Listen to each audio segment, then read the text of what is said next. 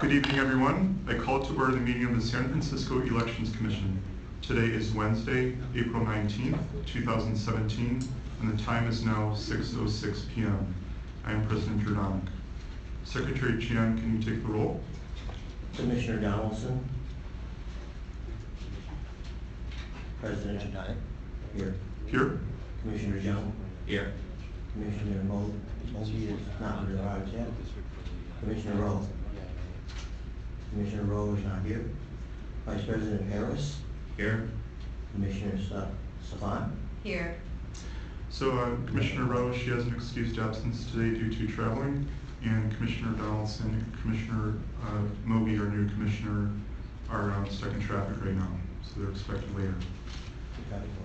So, you know, as you noticed, we have a new member of our family today. Today is Secretary Donald Chiang's first meeting as Commission Secretary. Many months in the works. So welcome, Secretary Chiang. Would you like to say a few words? Thank you, President Jordan.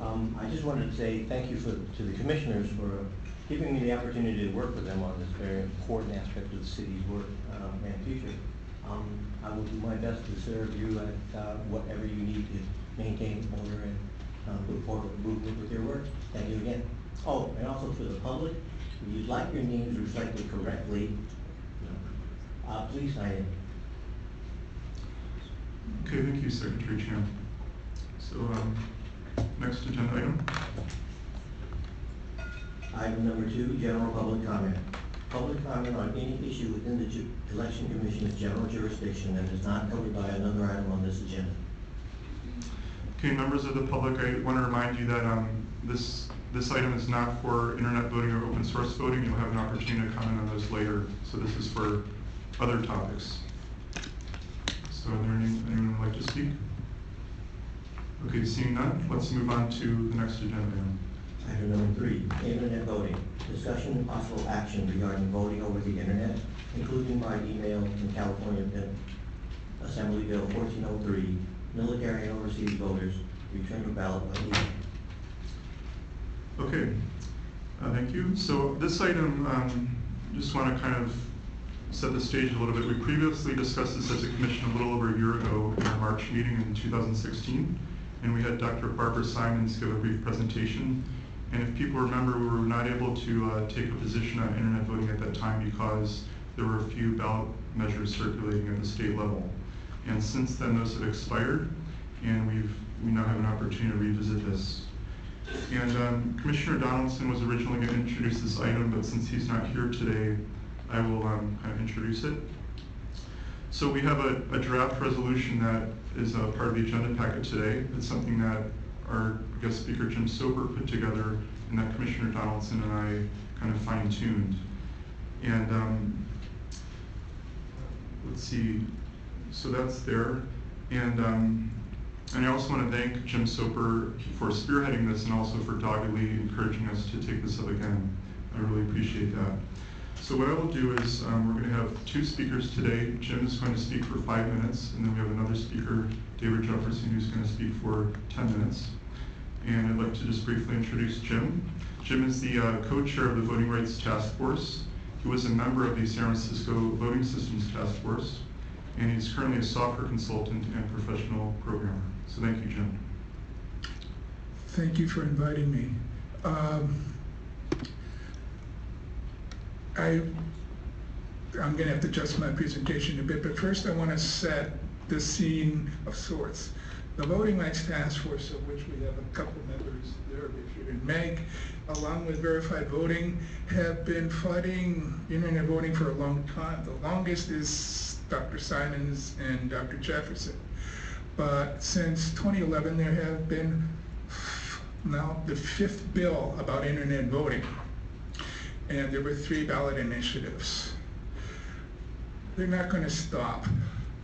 That's why I asked for a resolution on this a year ago, and why I asked this year again. And AB 1403 is introducing email voting, or attempting to introduce email voting to California. It passed 2 weeks ago, when there were some last minute, and I mean last minute amendments And so it's now going, week to the Veterans Committee. We will be there. And then there's the rest of the path there. In general, we need to stop this, and we need to stop the push for internet voting. Internet voting is sexy. It's in, and there's a lot of potential saving of money by the counties if they could get everybody to vote on the internet. The problem is, and it would be great, but it's not secure. And I want to start off then into some of the content. Unfortunately, the slides are going to be a bit small and not necessarily clear, but that's a map of the internet from about 2005 in one section. You can imagine that filling up the entire room or all of City Hall.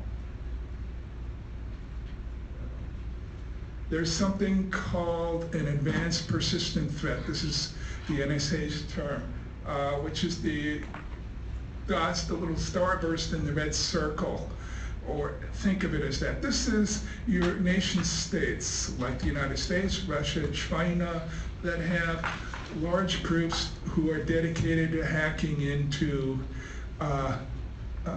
computer systems. And then we want to take a central computer, which has no paper, and it has no paper, you can't audit it, nobody knows what's going on inside. We want to take that central computer and put it in the middle of that. What we've done is already taken a tabulator election management system that is vulnerable to inside and outside hacking and put it in the middle of an international huge network, exposing it even more to outside interference. And this is the danger. This is where you get a leap in the danger, is by exposing it to that massive network.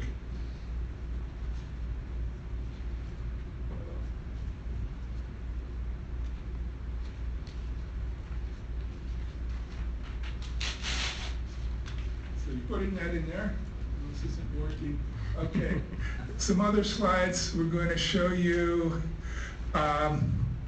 that there are fake apps, banking apps. This is one of the threats. The voter can be there thinking they're voting on the San Francisco Elections Department internet voting app, and it's a fake. There's denial of service attacks. There's just blocking the votes from arriving from the voter's computer back to election headquarters. There's just a long list of things, and just maybe Dr. Jefferson will cover more of these, I'm sure he will. But I want to sort of wrap up with an anecdote that involves Dr. Jefferson and Dr. Simons. About 2011, there was a meeting of the scientific community I believe it was in San Francisco. And there was a panel discussion where they had somebody from Australia, which was testing internet voting at the time, somebody from Norway, which was testing internet voting at the time. Dr. Simons had been to Estonia as a private citizen to consult with one of the parties that feels that they got robbed by the internet voting system in Estonia. And then there was the moderator, I can't remember who it was, but it was one of the leading figures in elections.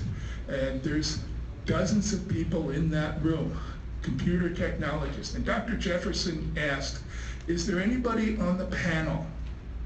Is there anybody in this room that thinks that they can keep China out of their systems? Nobody spoke up, and the people on the panel just shook their head no, including Australia and Norway, which both have now dropped their internet voting systems. I thank you for your time, and I urge you to support this resolution. Thank you, Mr. Soper. Hold on, Mr. Soper. Would you mind if I asked you a couple of questions? Sure. On your presentation. So thank you for your presentation, first of all. I support this resolution. I appreciate the draft that you provided that was revised by Commissioner Donaldson and President Giordano. I have a question because I'm in support of this resolution, and I suspect that you're preaching to the choir here. But this last resolution finally resolved that the Elections Commission reserves the right to revisit this issue if and when enough theoretical and practical advances have been made to warrant a reassessment of whether internet voting can be done securely, verifiably, usably, and transparently. What would that look like? So in other words, this is, as you said yourself, AB 1403 is now the 5th bill on internet voting in the legislature since 2011. I imagine this issue is going to come up again and again because of the obvious economic and convenience advantages of internet voting. But what would that look like to have an internet voting system that would be done securely, verifiably, usably, and transparently? It's fictional. I'm sorry. Dr. Jefferson can explain more. On my website, countedascast.org, I have a summary of a 120-page report. I got it down to 10 pages where leading experts looked into the situation, and they said denial of service attack, not even on the horizon, defending against that. Fake apps, not even on the horizon. We can't defend against that. And there's just a list of this. There's nothing out there even close to doing this, being able to handle it. So I don't know what it would look like. There are proposals to use blockchain technology, Bitcoin technology, and the summary is blockchain helps you with the easy part.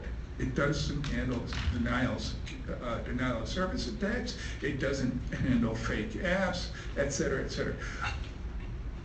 I can't tell you what it would look like because they're not even close.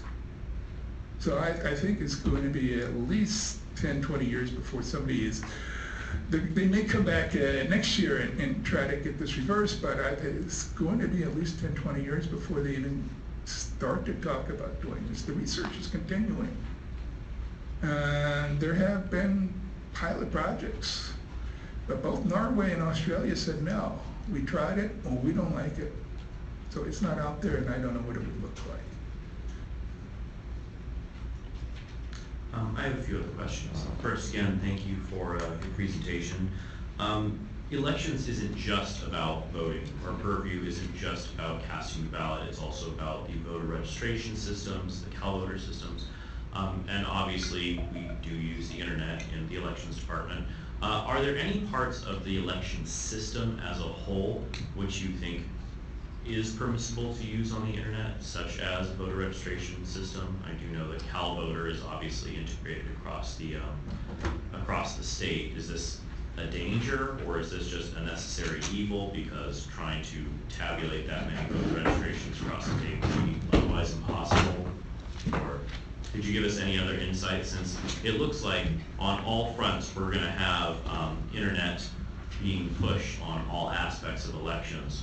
Which ones do you think would be okay or permissible?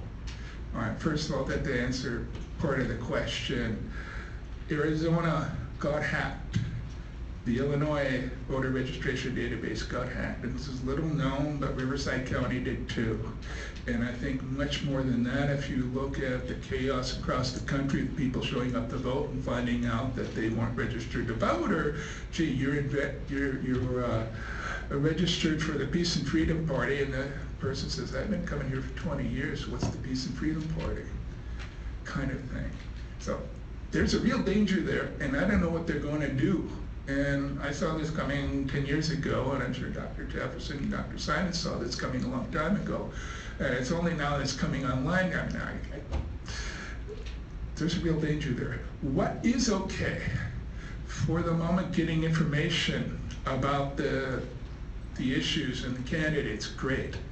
For the moment only, it's not set up across California. What we would favor as a solution to part of the overseas voting problem.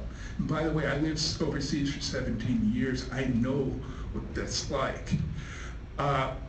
The voters should be able to go online to a website and download a blank or unfilled out copy of the ballot for their precinct. Print it out, fill it out, check it, and mail it in. That's fine.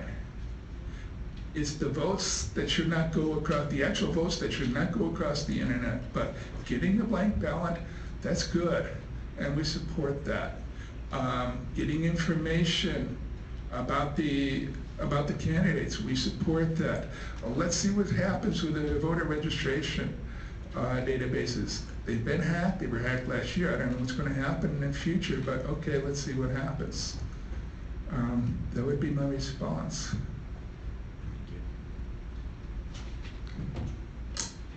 Any other questions for Mr. Soper? Also, I want to just announce that Commissioner Mogi arrived at 6:12 p.m. and Commissioner Donaldson arrived at 6:17 p.m. Thank you. Okay, thank you, Mr. Soper. So I'd like to turn it over to Commissioner Donaldson to introduce our second speaker, Dr. David Jefferson. Yes, thank you, President Giordani. So I'd like to introduce Dr. David Jefferson here to speak on this topic tonight.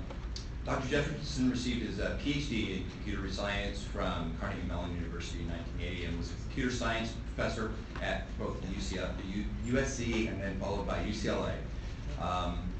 And he is currently a scientist in supercomputing at supercomputing at Lawrence Livermore Lab. In parallel with his professional career, he has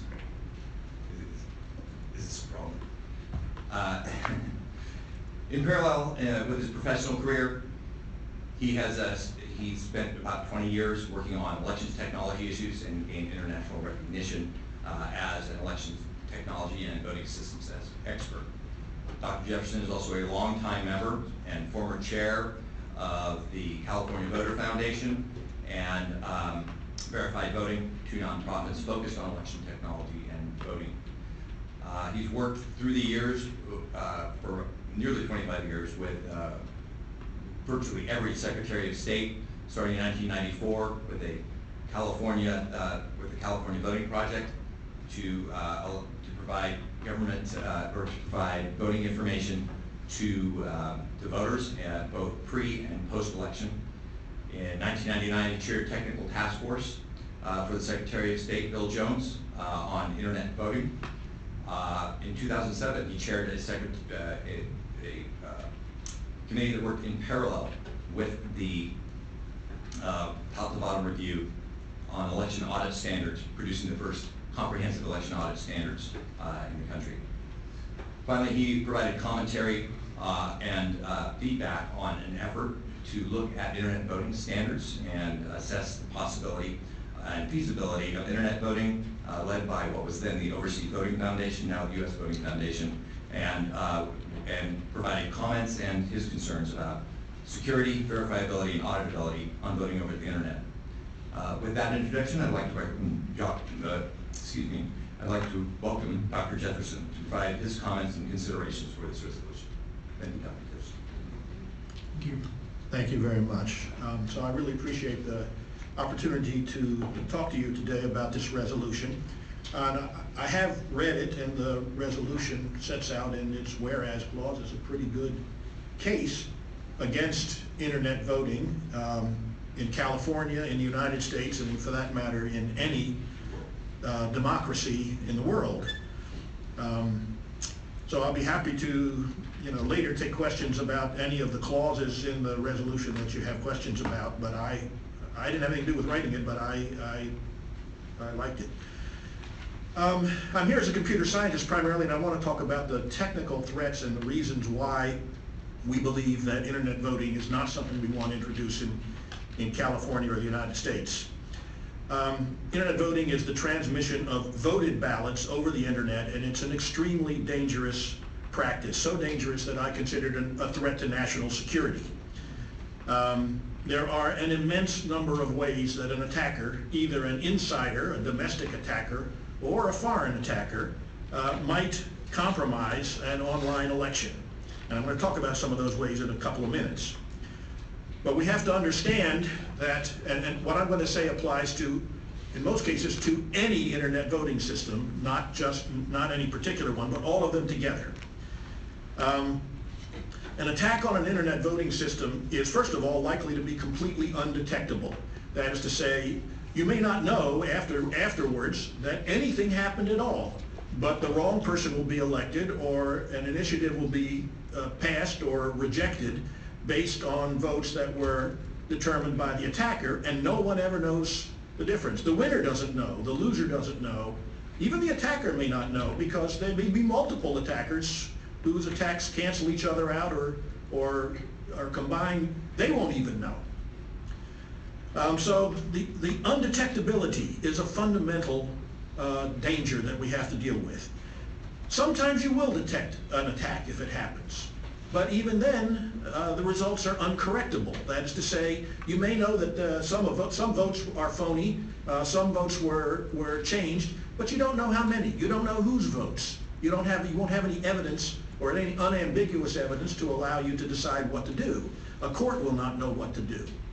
So the uncorrectability is another problem. The third fundamental issue is the unattributability. You may not know, you may never be able to figure out who did the attack. An insider, a U.S. citizen, a foreigner, even if you do find out who did it, and usually if that happens at all, and often it doesn't happen, it takes many months, long after the election would be certified, to figure that out. The person's likely out of reach of U.S. law. So we've had this problem before. All right, so now I'm going to talk about what the specific vulnerabilities are that we're worried about. And the vulnerabilities I'm going to talk about, these are not just my opinion. I basically speak for the entire national security community of the United States. That is to say, the security community that's looked at the online voting issues. These problems that I'm about to describe are not going to be fixed by another generation of software. They're not even going to be fixed by any research that we have on the table right now. We do not see any way of solving these problems. Okay, here are the problems that we're worried about. One is voter authentication. How does the voting server know who is at the other end of the line trying to vote there? We don't have any strong way of verifying that it's even a human, but if it is a human, we can't verify exactly who it is. Is the person registered to vote in the jurisdiction in which they're trying to vote and have not yet voted before? We don't, passwords and personal information queries like what's your mother's major name, these may work for e-commerce. They are nowhere near strong enough to deal with a national security issue like elections. All right, after voter authentication, we're worried about client-side malware. That is to say, viruses and Trojan horses on the machines that people are voting from. Such malware can modify the vote before it even leaves the voter's computer, before it's even encrypted. It can make a copy and send a copy somewhere. It can prevent somebody from voting or make them believe they voted without allowing them to vote. This is a problem that we do not have any solution to. Third problem, distributed denial of service attacks. This is when the server is overwhelmed with so much volume of data that either the system crashes or nobody's votes can go through. This has actually happened several times in real elections, in Arizona in 2000, in Hong Kong, in Canada twice. This is about the easiest kind of attack there is. I mean, you will detect it, but there's nothing you can do about it. There's the enabling of large-scale vote buying and selling. Somebody sets up a server in Bolivia and says, I'll send you $100 in Bitcoin if you let me vote for you. Give me your credentials or send your vote through my server. Can't prevent that. We've never seen that before, but it's enabled by internet voting. Then there's large-scale privacy attacks when people vote through military infrastructure or employer infrastructure where the military and employers have a total right to inspect all traffic going in and out of their infrastructure. There's no way to detect this, no way of preventing it. Finally, we're worried about server penetration attacks. This is when someone remotely attacks the server that's collecting all the votes and takes control of the server and throws away the ones he doesn't like, or throws them all away, or disrupts the election somehow.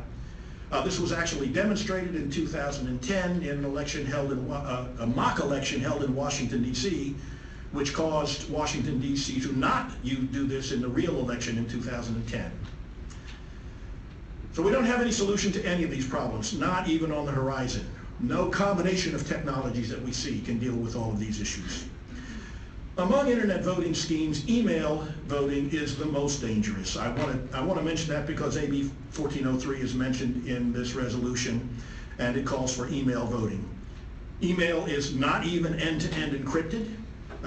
Its headers, the date, the from, the to, are totally forgeable. There's no guarantee of on-time delivery of email because it's a free service.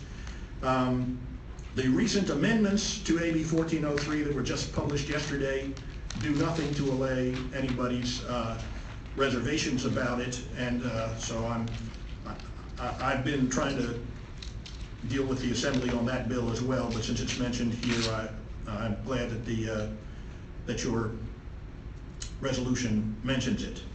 Now, you may have heard of some technologies that people suggest might ameliorate the problem with online voting. You may have heard, for example, about greater use of encryption or end-to-end verification or auditing or blockchains or open source. And I just want to say that none of these technologies, not combined, and nor anything else that we see coming down the pike, can deal with these issues that I was talking about before. Am I out of time? Is that the idea? You have 2 more minutes. Okay. Because none of them can deal, you know, for open source, for example, is a fine idea, and I support the idea of open source voting. Not, however, because I think it solves the security problems. Open source does not deal with client-side malware. It doesn't deal with denial of service attacks. It doesn't deal with authentication. It's a good idea for transparency reasons, but it doesn't deal with the fundamental security problems. No combination of technologies does. Now, the last election should have taught us that we have nation states who are willing and capable of interfering with our election-based internet services. Jim just told you that the state of Illinois and the state of Arizona were attacked by Russians. The FBI has confirmed this. And we also know that the DNC and John Podesta's email was attacked. This is not the first time this has happened, and we do not expect it to be the last time. Russia is not the only country that can do this. These attacks are do not require powerful state actors. Hundreds of thousands of people here and millions abroad can conduct cyber attacks on U.S. elections if they so choose. So really, this is a place we just do not want to go. We don't want California, and we don't want the United States, or for that matter, any democratic nation, putting itself at risk with internet voting. Some have already done so. I believe this is a grave mistake and a threat to their own national security. I guess I'll pause here. Thank you very much, Dr. Jefferson. So are there any questions for the speaker?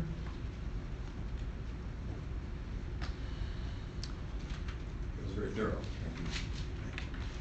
Thank you. I actually have 2 questions.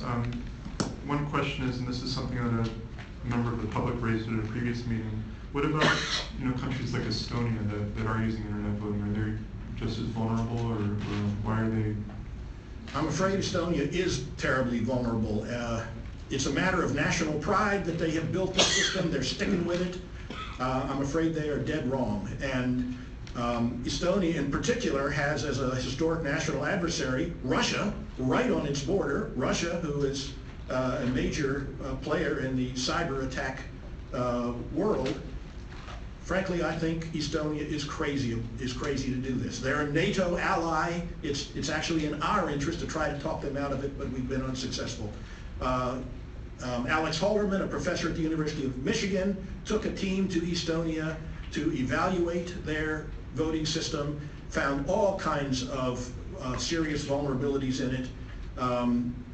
In the particular system they built, and of course they are totally vulnerable to the general threats that I just enumerated as well.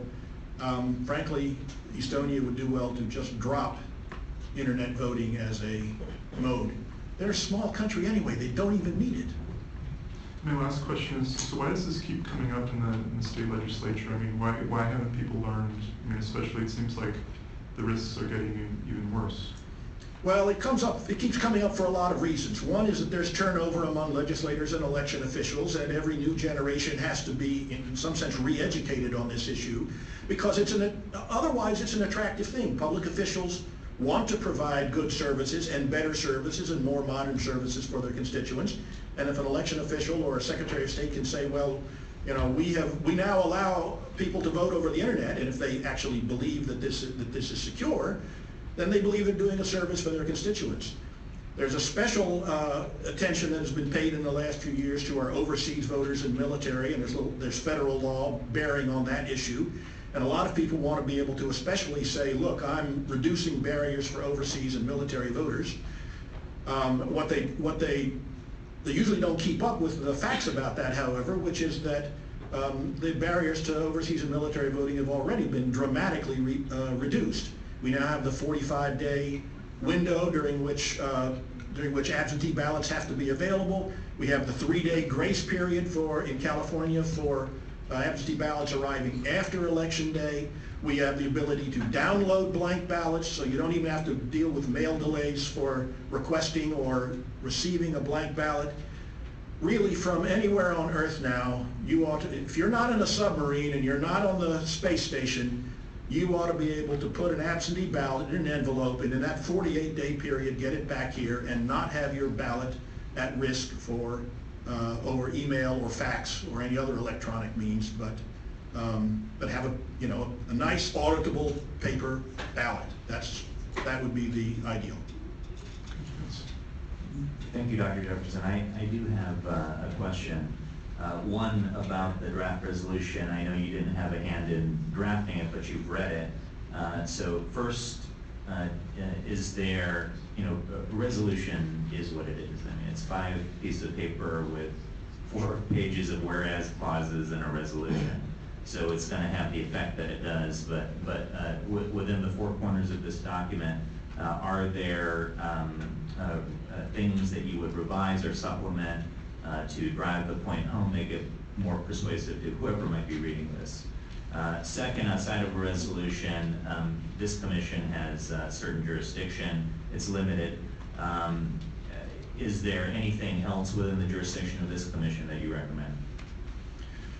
So regarding the text of the resolution as written, I think it was written by people who have followed the arguments on internet voting pretty carefully. So I looked for things that I might disagree with, for example, and it's not my prose, but pretty much every statement in there is, in my view, correct. So as far as the whereas clauses are concerned. If you wanted to discuss it more offline, I could maybe, but I think it's fine the way it is. I guess if I did anything, I would make it shorter so people would read it. But otherwise, there's nothing that I want to quibble with it about. And your second question again? Was what else? Oh. Well, earlier you asked, I believe it was you, what role can the internet play in improving voting? And I want to second what Jim Soper said. Number one is, I think the ability to transmit blank ballots by internet, there are some remote security issues that you would worry about, but they're far more manageable, and I don't see them being a problem. So I support and recommend having the ability to download a blank ballot by email, as long as you print it and fill it out by hand and send it back by paper mail. And it's certainly the case that we can do a lot more in providing better, more convenient voter information. Maps about where your particular voting place is this time, because they move them around, and people. I've been a poll worker many times. I know the problems that voters have with finding their proper polling place, and I would say about 15% of the voters who walk in, are at the wrong polling place. So all kinds of voter information about candidates, about campaigns, about locations for voting, about money expenditures and contributions, such as the law provides, that have to be made public and so on, making that all as convenient as possible. Those are all good things to do as well. But you mentioned about voter registration. Now, voter registration, online voter registration, is not as dangerous as online voting, but there are serious threats that we have to worry about. We have to worry about somebody attacking a voter registration database and making a large number of changes to it, so that they either deregister people, or maybe they change the party that the person is registered for, or for whatever reason, so that then the voter comes up to try to vote at a precinct, and it's got incorrect information about them, and the poll worker says, "I'm sorry, you can't vote. The best I can do is give you a provisional ballot." And then this will, besides causing chaos among voters, and they'll all be unhappy, it will cause chaos in the back office of voting systems, of counties who have to deal with all these provisionals. That's a threat, and so I am concerned about people mucking with online voter registration databases, and I'm also concerned about the possibility of large-scale registration of phony voters. And when I say I'm concerned about it, this does not rise to the same level of concern as I have for the transmission of voted ballots.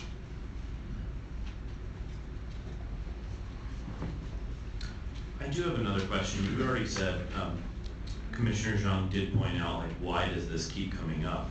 I'm looking at the digest right here of AB 1403, and previous legislation has this coming up in 2011 and 2015. This is just 2 years later. And you did point out that legislators tend to have a high turnover rate. They don't get a lot of expertise. It sounds good.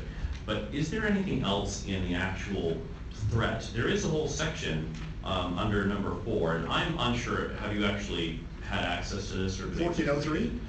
Yes, it's an assembly committee on elections. Oh yeah, I last 2 weeks ago, and I'm just wondering, testified. And I'm reading the security concerns, and it's everything that you're saying, but is there anything that these committees are missing? Or is there any points of information that they're lacking that this keeps on coming up, yet gets defeated time and time and again by like razor-thin margins? Both these previous pieces of legislation have been defeated 2-2 and 3-3, not gaining a majority. In the Elections Committee. In the elections. Yeah, this one, of course, got out of the Elections Committee 6-1 on the strength, I think, of last-minute, unwritten, fingers crossed amendments, which were only published yesterday. I think what may have been going on there is legislators, when they don't think that a bill has much of a chance of making it to law, they're willing to do each other a favor to try to maintain friendships at a low level where their vote doesn't matter. Sometimes that happens. I don't know that that's what was going on this time. It's hard to say. I'm not privy to that. But I was there, and I couldn't figure out why anybody voted for it. Nobody came there supporting it. The Secretary of State did not support it. He came there actually to oppose it, but with the introduction of these orally presented votes, the Secretary of State's representative didn't have the authority so he withdrew his opposition because he had no instructions on the amended bill. I've seen 100 ways these things go. I don't know how to answer your question any better. Many people are attracted to the idea of internet voting. They like they believe, I believe without much evidence, in fact with plenty of evidence to the contrary, a lot of people believe that internet voting would raise voter participation. That's one of the biggest arguments that people give for it. Experience, however, in Canada and many other countries shows that after the first novelty, that does not seem to happen. People have suggested that young people would prefer to vote over the internet rather than on paper. That too does not seem to be the case. That is to say, the fraction of young people who choose to vote does not increase because of the introduction of internet voting. But even if it did, even if those were valid, to me the security issues overwhelmingly counterbalance those potential advantages.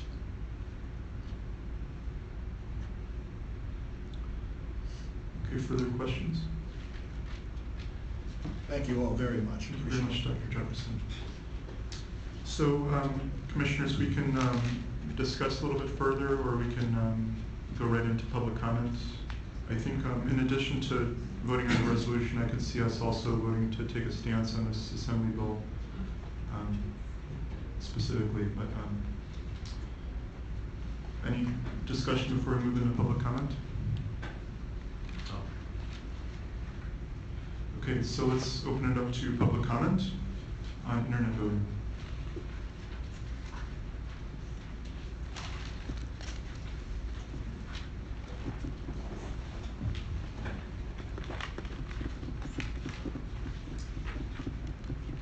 And I'm sorry, President Jernot, before you do that, I was just going to say, and I want to say this now in case the public has a comment on it, that I do think it's a good idea, in addition to moving to pass this draft resolution on internet voting also for our commission, and I understand it's within our jurisdiction to do so, right, to do so if we choose to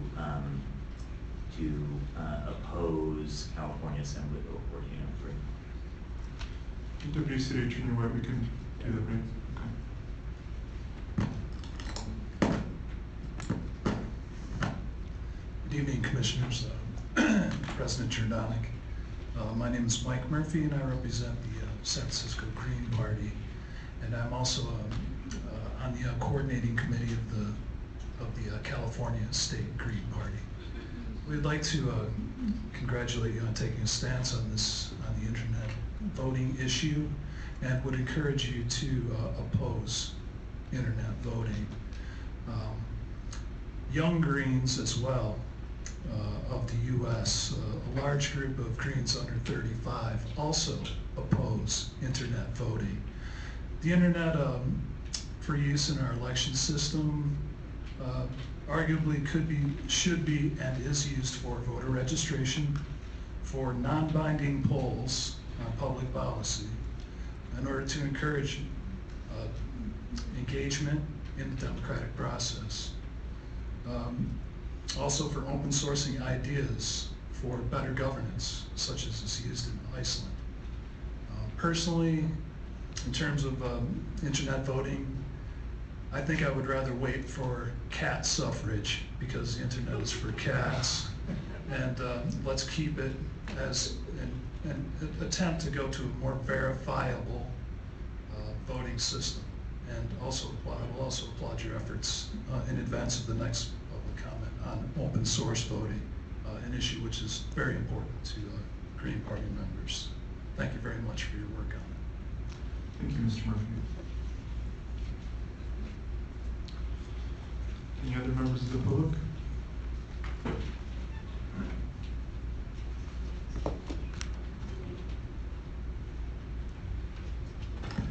Thank you, Commissioners. My name is David Carey. I encourage you to vote for and in support of this resolution. Having read through it, I don't have any suggestions on how to change it or improve it. It's very, very well written. I think it addresses a very important topic. I'd also encourage you to specifically take a position against the Assembly Bill 1403.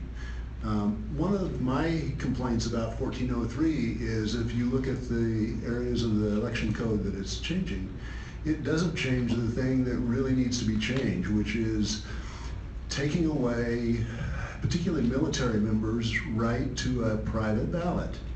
Even when they fax it in, they're required to sign away their right to a private ballot.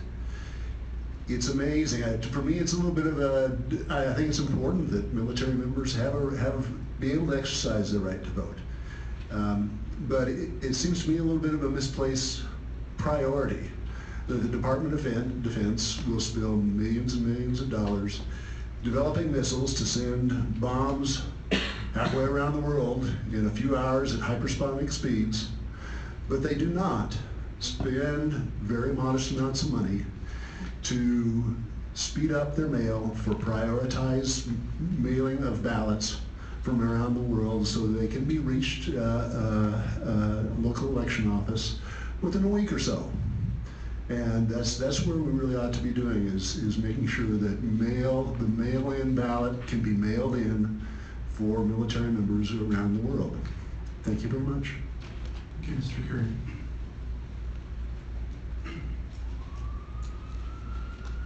Good evening, members of the Commission. Good evening, Viva Mogi. Welcome to the Commission.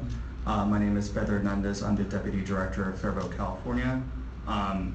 I do want to talk about internet voting. I support the resolution that raises concerns about the bill in the legislature currently. There are theoretical advantages to online voting, but the practical problems remain.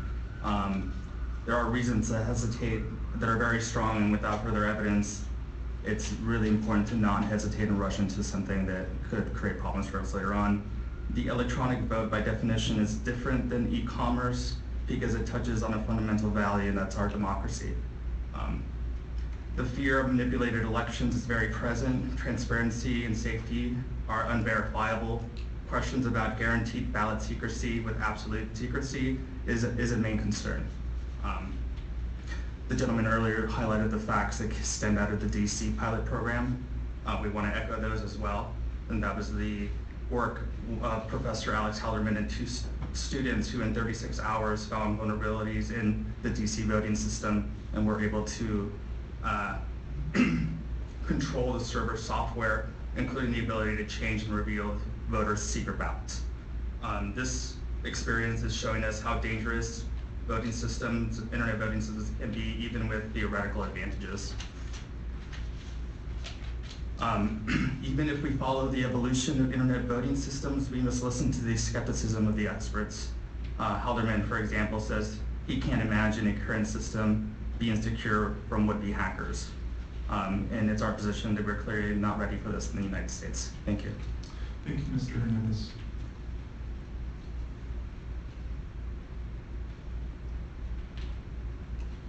Hi, my name is Meg Holmberg. I'm a longtime member of the Voting Rights Task Force. From the previous testimony, you're well aware of the security risks that make internet voting unwise, and I would like to elaborate on some reasons why internet voting is also unnecessary.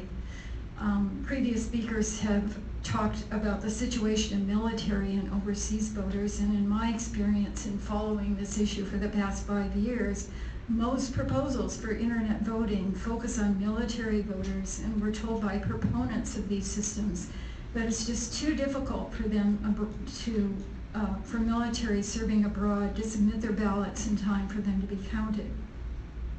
And that the only way to address the problem is by allowing these voters to submit their marked ballots electronically. The implication at these committee hearings in Sacramento is that by supporting internet voting, we're also supporting the troops. But the Pentagon's own research shows that this conclusion is unjustified. In 2010, the Pentagon's Military Postal Service Agency conducted an in-depth study of military voting, and it found that the average time between the posting of a ballot in another country and its arrival at a county registrar of voters was just 5.2 days. Furthermore, 92% of all overseas ballots were delivered within 7 days as required by law. So where was the problem? As other speakers have noted, and the Military Postal Service found, when overseas voting is slow, the primary reason is not the return of marked ballots, but rather the slow, cumbersome process of getting the blank ballots to overseas voters. Military move a lot. County registrars have a hard time keeping track of their current address. This problem, as others have said, can be easily addressed by allowing these voters to download their blank ballots online before marking them and returning them by mail. Unfortunately, the Pentagon has not done all it can to make military voters aware that they can download their blank ballots. Last year, the Government Accountability Office released a report to Congress about an evaluation they were asked to do by Congress of the military's voting program, and here's an excerpt from their report. The online availability of blank ballots led to one of the most significant improvements in military and overseas absentee voting. At the same time, the full benefits of the improvement had not been realized because voters remained unaware that ballots could be requested online. So in short, there are many other things that can be done to facilitate military and other overseas voting. And I urge you to vote for this resolution. Thank you. Thank you, Ms. Holmberg.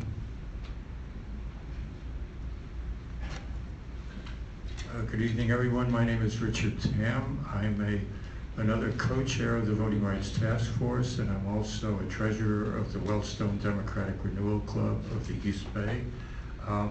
I jokingly say internet voting is like putting a target on the back of our election and sending it out into a worldwide shooting gallery. It's really totally insecure. Besides urging you to also pass a resolution opposing AB 1403, I would encourage you to also ask all the state assembly and senate representatives for the San Francisco to also not only oppose AB 1403 but oppose internet voting. You could send out a letter encouraging them to do that. Also, you could send out some letter to the Department of Defense urging them to better notify the troops about the availability of the online downloading of blank ballots, because the hardest thing is getting the blank ballots to the troops, especially if they're in a war zone or conflict and they're moving around a lot. The hardest thing is getting the blank ballot to them, and just notifying them better that the blank ballots are available to be downloaded would be a tremendous improvement. As far as protecting the voter registration database, unfortunately it is online. The only solution I could see is having backups, 1 year, 2 year, 5 years, of the older registration databases that are totally not connected to the internet. So in case a voter comes and the registration is to them incorrect and they're disputing it, they would still have to vote provisionally, but there could be a box marked saying voter disputes it, and then they could look at the offline copies of the voter registration database to see whether the voter was correct in their dispute. And one other thing about the voter registration data, about hacking being totally undetectable, that thing that a number of people mentioned, that mock election in DC. The students and teacher of the University of Michigan had total control over the system within 36 hours. And the people who ran the election had absolutely no idea they had control of it. So they added the Michigan fight song just to alert them that, hey, something's wrong here, pay attention. That's it. Thank you very much. Thank you, Mr. Tam. I have a question for one of the prior speakers. Was it Ms. Homberg? Yes.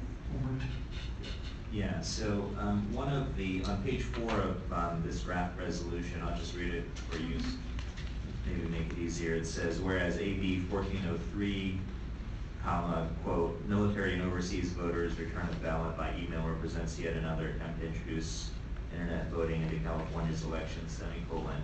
Would it address your concern if we modified that whereas clause, replacing the semicolon with comma, which can be more effectively addressed through other means, including without limitation, electronic distribution of blank ballots? I'm sorry, I'd have to sit down and look at it in print, and it might very well strengthen that part of it. But I hadn't noted that specifically as a problem. Okay, thanks. I can study it and get back to you after. Yeah, it's on line 8 of page 4. Okay, I'll have a look.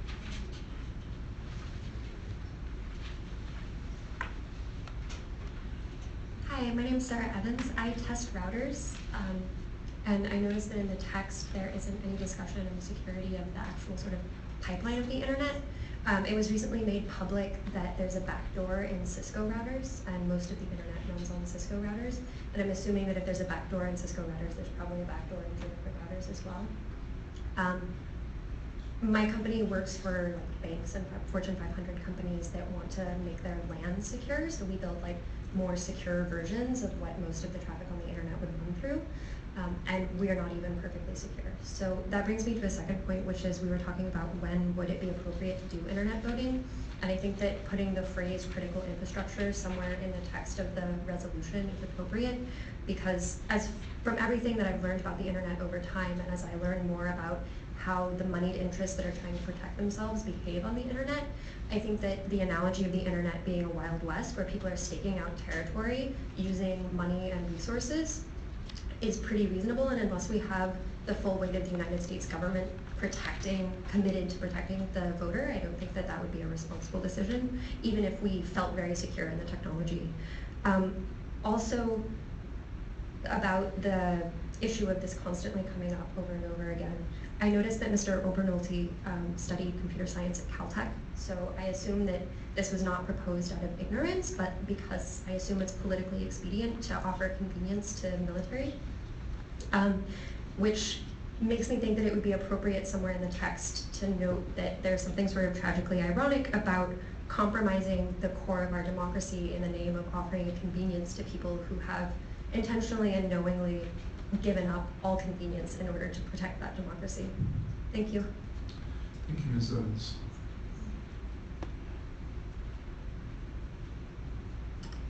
Hi, good evening. My name is Mirka Morales. I'm a San Francisco resident. Fearful of hacking, Dutch will count ballots by hand. I doubt the Dutch are a bunch of Luddites, but that is the New York Times headline from February 2017. The Dutch understandably viewed this move as an obvious common sense solution to prevent fraud. Yet I suspect anyone who opposes internet and email voting will be smeared as a Luddite. We keep brainwashing voters by telling them that technology will solve all problems, while completely downplaying the risks and obvious security issues we are running toward. I am talking about election fraud and not voter fraud. I don't blame voters for this mess. I blame opportunistic politicians. We want overseas vets to vote with ease, but ease of voting without verifiability, accountability, and the ability for robust audits is called election theater. We want real democracy, not the appearance of it. Let's come up with other ways to help overseas people vote, which other speakers addressed at length. Also wanted to point out, as an observer in the 2016 primary about the voter database registration, the registration being hacked before the primary or before an election is a problem, but it's also a problem after the election because of all the provisional ballots that are being processed.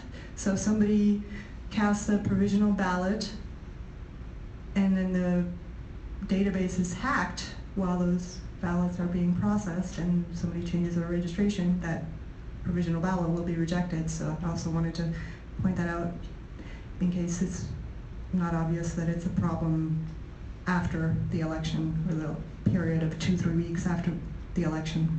So that's it. Please vote in favor of the anti-internet and email voting resolution, and I'm also against California 1403. Thank you. Thank you, Ms. Morales. Okay, any further members of the public? I'd just like to follow up on the question. Okay. Can you repeat the language that you were suggesting? Yes, so this is how it would read in full. And you can come over here if you want, I'm sure it helps you, but military and overseas voters' return of ballot by email represents yet another attempt to introduce internet voting into California's elections. This would be the addition, which can be more effectively addressed through other less risky means, including without limitation, electronic distribution of blank ballots for return by mail. That sounds fine to me, but I would defer to others, Dr. Jefferson and all. Can I make a comment? to comment on that. So it's already possible to download a federal ballot by email throughout the United States, including California. And I'm not sure, probably somebody in this room knows what the status of downloading blank ballots under California law is. That I'm not quite sure I know. And Director Harns, do you happen to know the situation there? Yeah, I don't know how it is across the state. In San Francisco, we actually email a link to a PDF that people can download. We don't email an actual ballot to people. But is it law in California that people need to be able to access blank ballots online, or? Military and overseas voters. It's already law, okay. Correct. From the information I have, some counties do it and some counties don't make it available. Depends on the county. Thank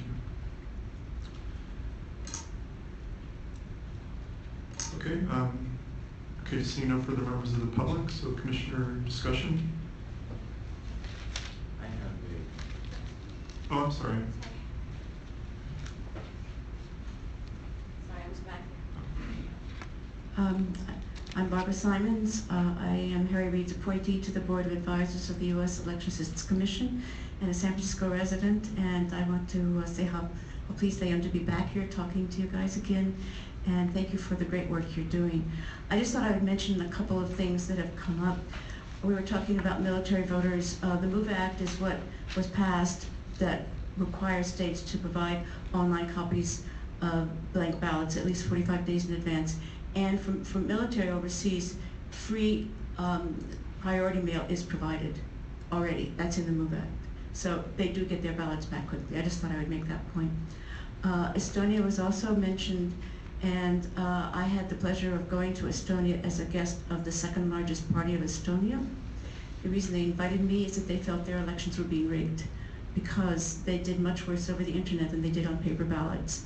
Now, of course, I couldn't say if it was or was not being rigged.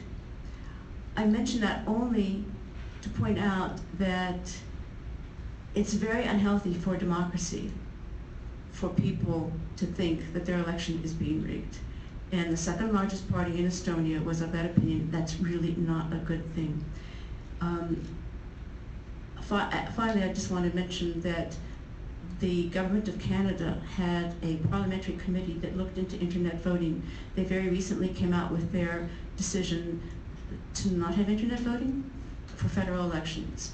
And of course, the province of British Columbia and Ontario also don't have internet voting. The internet voting in Canada is done at the municipal election level. Unfortunately, they still have that, but the federal government decided no. And I was actually invited to testify there too. And I think the point that really got to them was when I said, what would you do if 6 months after an election were held, you found out the wrong person was elected? And that could easily happen with internet voting. So that really gave them pause. I think that should give all of us pause. It should give the author of 1403 pause. And I just want to, I guess since I have time, I'll say one more thing. We often hear, I can bank online, why can't I vote online? And when someone says that to me, my response is, you can't bank online. And the reason you can't bank online is that millions and millions of dollars are stolen every year from online bank accounts. The banks quietly replace the money because it's cheaper than building new buildings and hiring new tellers. But as I think David Jefferson pointed out, you can't replace votes. So again, I want to thank you for this, for your proposal. I hope you all vote for it and do what we can to defeat 1403. Thank you. Thank you, Dr. Simons. Okay, seeing no further members of the public, Commissioner discussion. I have a suggestion, which is, since on page 5, that final resolution starting at line 20, I mean, this seems to me like an unnecessary soft sell.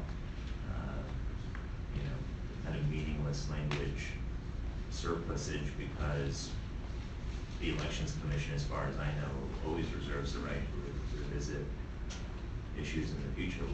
I don't think we can bind ourselves to this resolution forever and always, so it's kind of meaningless. I would suggest that we strike it since it takes away from the message and suggests some theoretical and practical advances in the reasonably distant future that are unlikely to be forthcoming.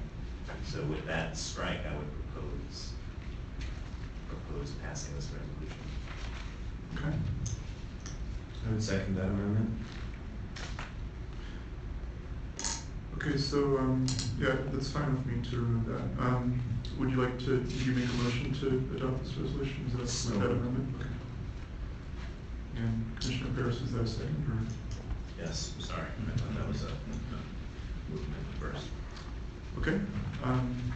Is there further discussion before we take a vote? Seeing none, Secretary Chiang? Commissioner Donaldson, Yes. President Giordano, Yes. Commissioner Young, Yes.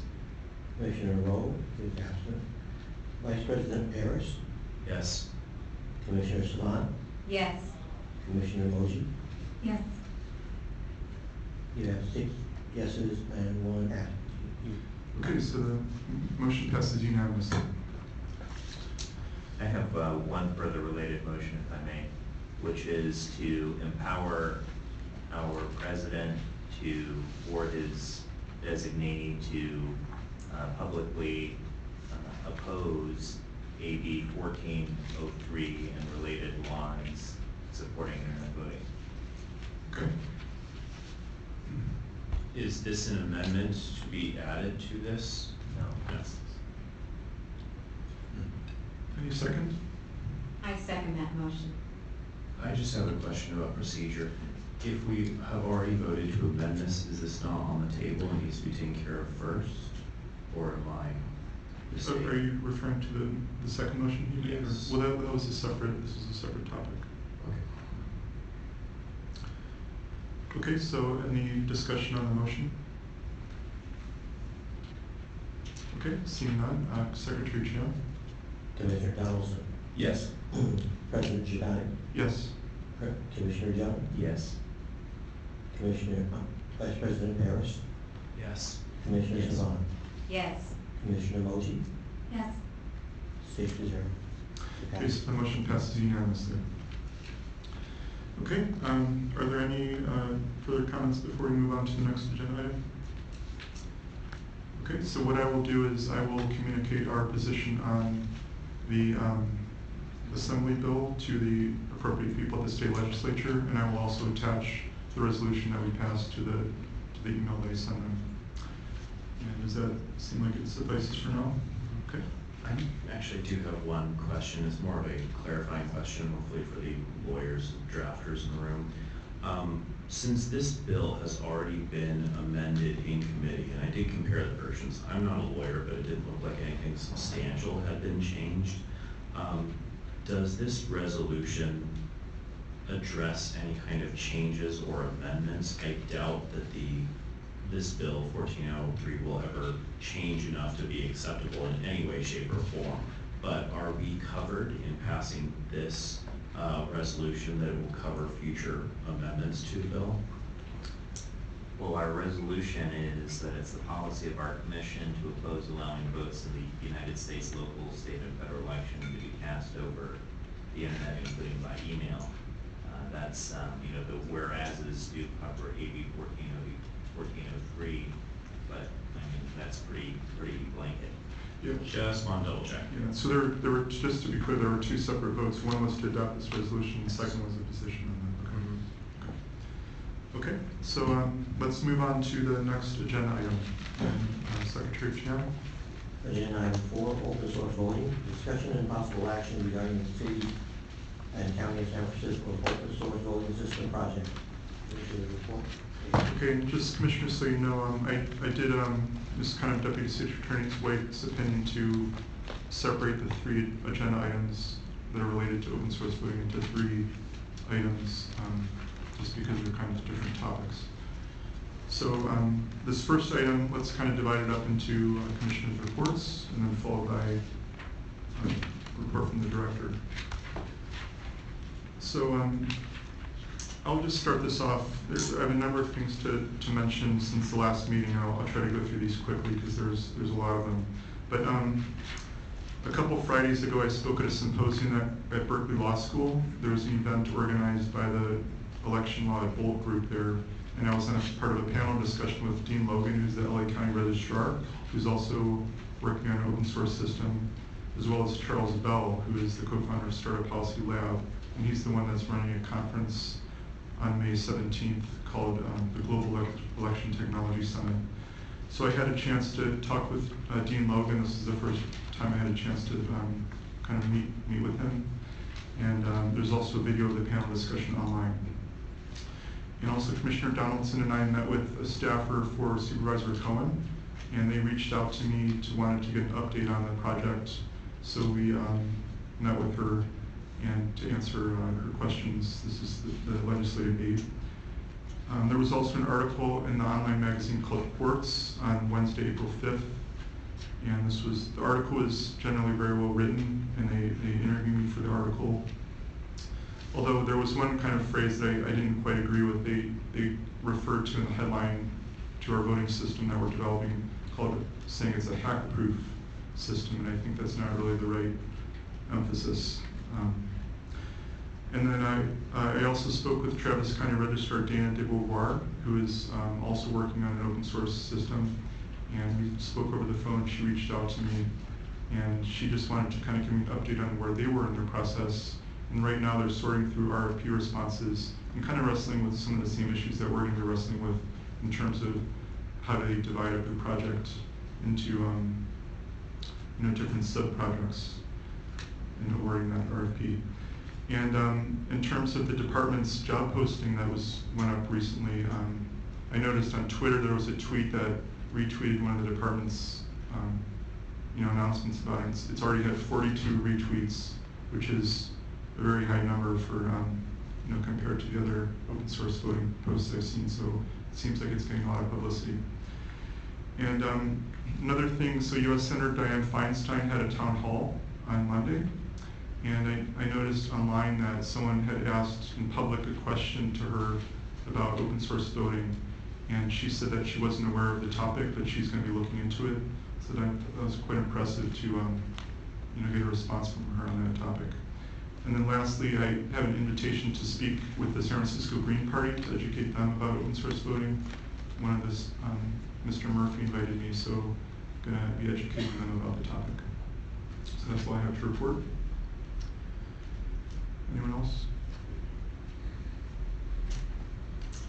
Okay, so Director Arntz, would you like to kind of give an update on the project? Yeah, so as you mentioned, the 1823 is the classification number. 1823 positions was posted 10 days ago, I think. The deadline for people to apply is Monday. If we get insufficient number of applications, or if the people don't quite fit the requirements for the position, we'll extend it out probably for another 2 weeks. I drafted a RFP for the contractor to prepare the business case that the mayor's office is requesting. So I drafted that and submitted to the mayor's office last Monday, I think. So I'm still waiting for feedback from the mayor's office, and then once I get that feedback, then we can post and issue the RFP. So that's where we are, those two issues. Okay, thank you. Are there any questions for Director Arntz? Comments? I've actually got a few. For starters, do you know if you've been getting any applications for the position? Yes. Yes. Okay. And then also, did you publicize it other than on Twitter at all, or? No, just Twitter and the DHR website. Okay.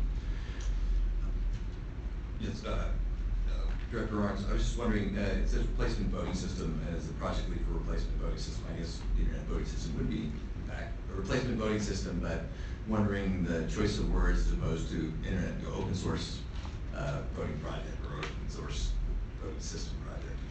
Right, so the mayor's office, their view of the position is that this person will support any potential move to a new voting system once the current contract expires next year, and also support the contractor who will be preparing the business case whenever that gets issued. So the business case is for the mayor's office, as I said last meeting, to give the supporting reasons for the city to develop its own voting systems. That's why the mayor's office has labeled the position as a project lead for the replacement voting system. So it's the mayor's office that provided that language? Correct. Yeah, just so commissioners understand, this job posting, which was kind of originally we thought it was going to be just for the open source project, it's now kind of expanded to cover more tasks.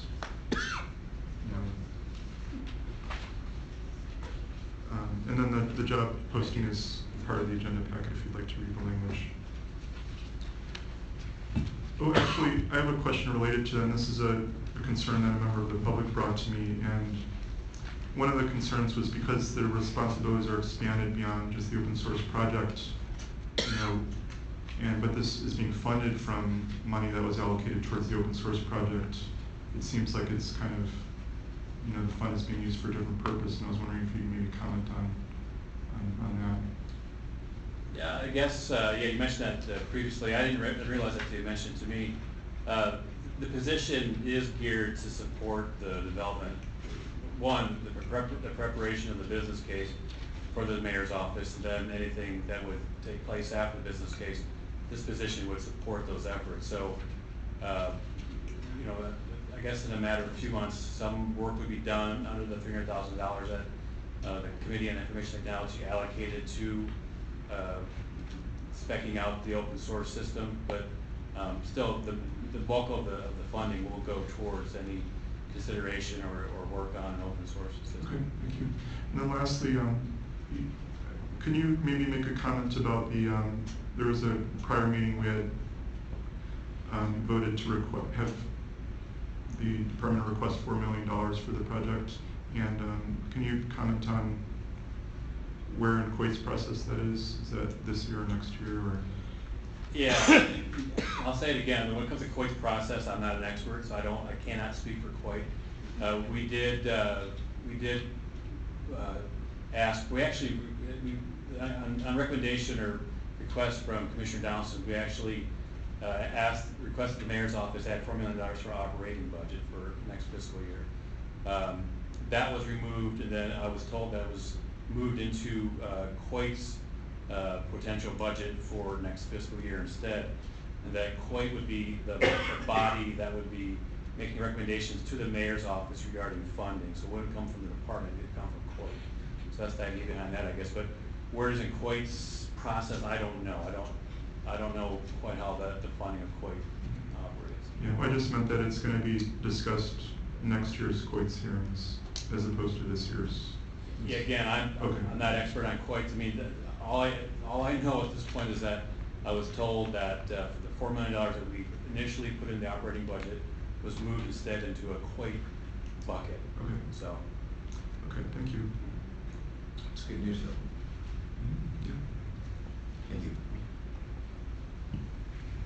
So further comments or questions before we move to public comment? Okay, seeing none, let's open it up to public comment on this item. And again,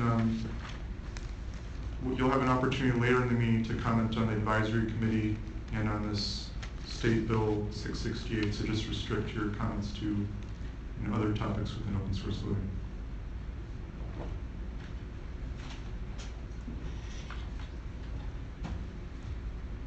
Quick explanation on what the Coit bucket is, please.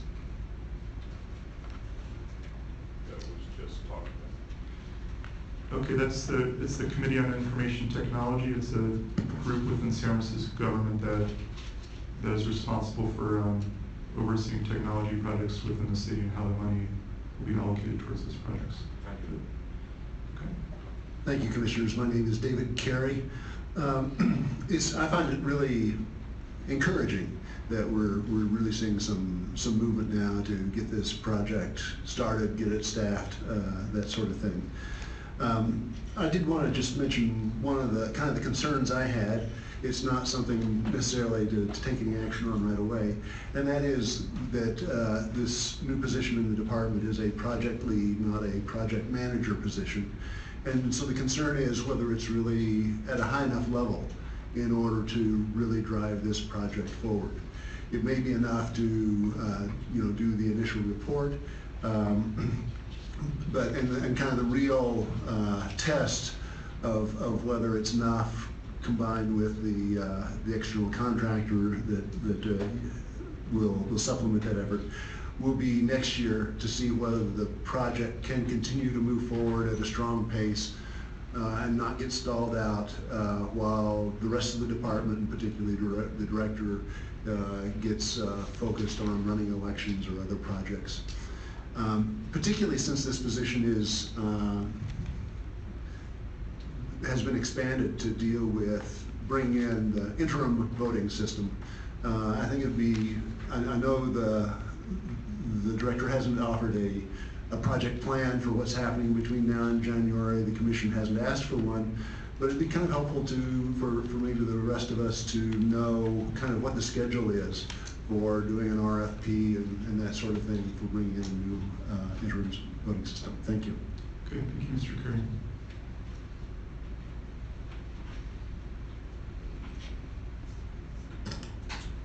Hello, Commissioners. Tim Mayer with Cabo.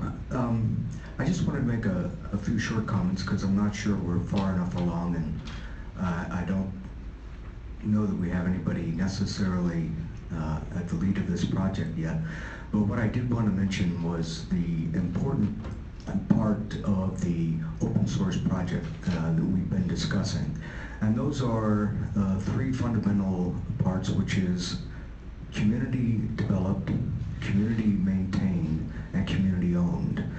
And if these three parts of the plan aren't brought into fruition, that is, if we don't have many eyes on the code, then we will not be doing anything substantive, pretty much anything we've done that we haven't done already with proprietary software.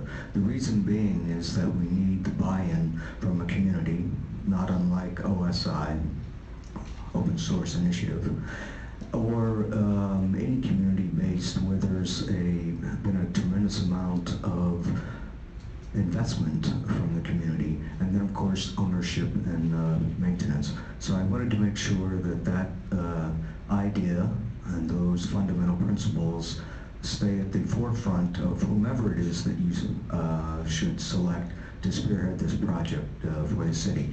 And other than that, I'm really excited about how much progress you've made, and it's tremendous. Thank you. Thank you, Mr. Mayor.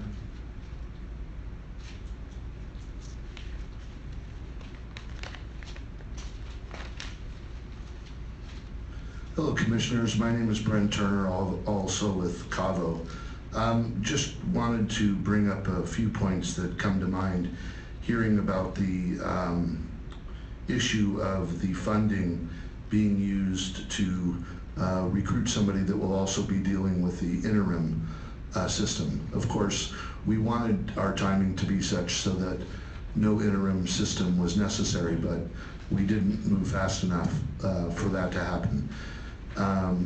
Being recognized here, we know the group Open Voting Consortium and then later California Association of Voting Officials has been bringing this to your attention for almost a decade, and we've been working on this since 2003. Now, I think it's in everybody's mind that we need, as Dr. Jefferson said, to move forward expeditiously to secure the systems as there's a crisis regarding national security. Regarding some of the articles I've been reading, there's also a concern in the, what I call the real open source community. There's only a few people that have actually pioneered this work. Dr. Gilbert, of course, who sits on the Cavo board, Brian Fox, who sits on the Cavo board, and Alan Deckard, who was part of Open Voting Consortium. And I don't see them being referenced at all anywhere in any of the conversations or in any of the news articles. President Jordanic gave a article interview, and I saw OSET, Open Source Election Technology, Mitch Kapoor's organization. There seems to be a strong emphasis on Mitch Kapoor and OSET, which we want to make sure that we're not leaving the people that have actually developed and deployed systems out of the conversation.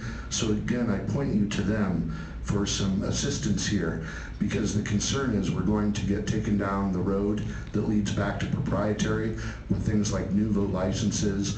OSET, I know, has a license that technically conforms to OSI specification after we manicured it, but it started off way out of whack. And since they come out of the proprietary world, we have our concerns that billionaires are again going to manipulate some of the environment here. That goes the same for Travis County and Los Angeles that are already in the throes of manipulation. So I expect San Francisco to lead on this issue, and the way to do it is to stick close to the true experts. And by the way, for President Jordanik's conversation about Dianne Feinstein, he left out that that was myself that answered the question to her, and we have been briefing her, but unfortunately staff had filtered the information inappropriately. So thank you for your time. Thank you, Mr. Turner. Yes, Mr. Turner was in the video I saw online asking Senator Feinstein the question. Thank you, Mr. Turner. Hello, everybody. I'm Tony Wasserman. I live here in San Francisco. I have been a member of the board of the Open Source Initiative, but I am no longer. One of the concerns that I mentioned personally to President Jordanik was about the seniority level of the open position. And this is a comment that was also made by another member here. My comment was to the effect that my master's students who are graduating with no experience are getting significantly higher salary than the top of the salary range that is being offered for this position. And given the, and I understand that this is a position that's improved and it's difficult to change. The comment was that project lead could become project manager, and presumably that has a higher salary range. But we also need somebody in this position who is sufficiently hands-on and not just somebody who pushes boxes around on a schedule. So that I think is an important concern, especially here in San Francisco, where $88,000 to $108,000 is a lot of money if you live in certain parts of the country, but doesn't go very far here. The second issue has to do with the process by which the open source software will be developed. I fully agree with the notion that we want to have community-based development, but one of the things that you see with successful open source projects, those that are being used by millions of people, is that there exists some kind of a foundation or a corporation in some cases, a nonprofit maybe, that has the responsibility of delivering the software, but they do it in an open way so that you can see the status of the code at any given moment, and you can download each night's work and say, here is the open source software. So the idea that we could kind of loosely say, you want to work on this project, come join us, without a set of requirements and without some initial leadership, I think that's not likely to lead to a successful project, and that's a concern I have. Thank you. Mr. Wasserman.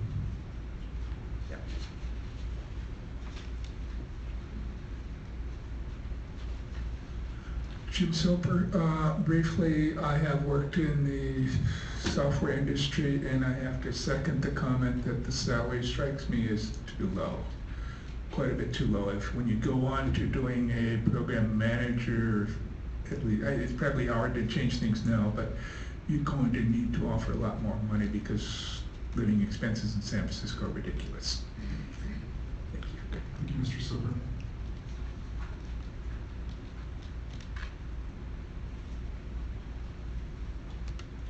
Hi everyone, thanks. So I have a couple of comments and questions. My name is Alex Ratcher, I'm an independent software engineer. So the first is the position as worded sounds oftentimes like more of an analyst than a project lead or a project manager. And I'm not sure how much of that is like from the city and what the director's intention is in terms of the level of responsibility that this person will have, particularly when it comes to sort of putting forward and driving a vision of what this will look like.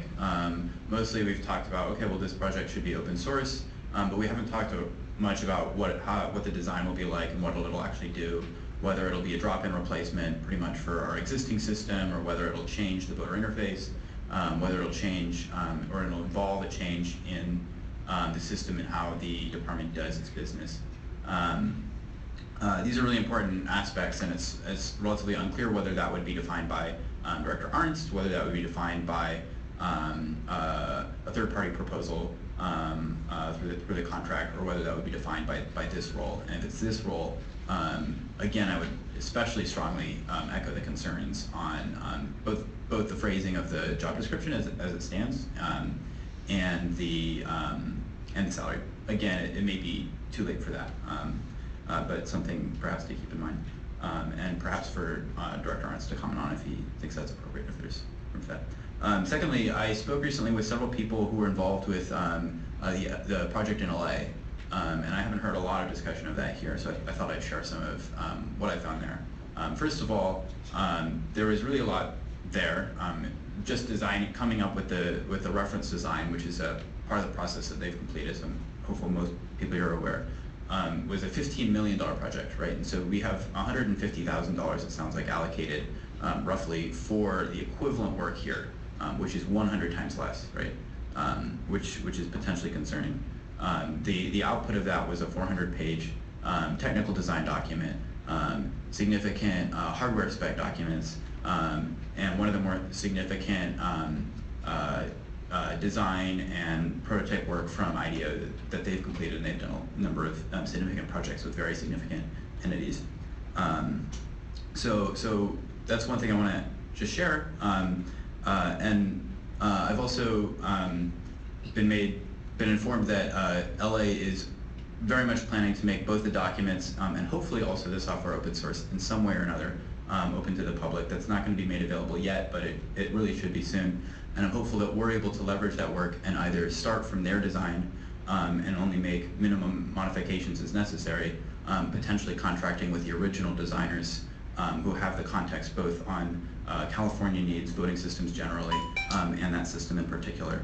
And lastly, I'd like to echo the idea of having a foundation to support the work. Thank you. Good. Mr. Redman. Barbara Simons again. I want to second what some of the speaker just said.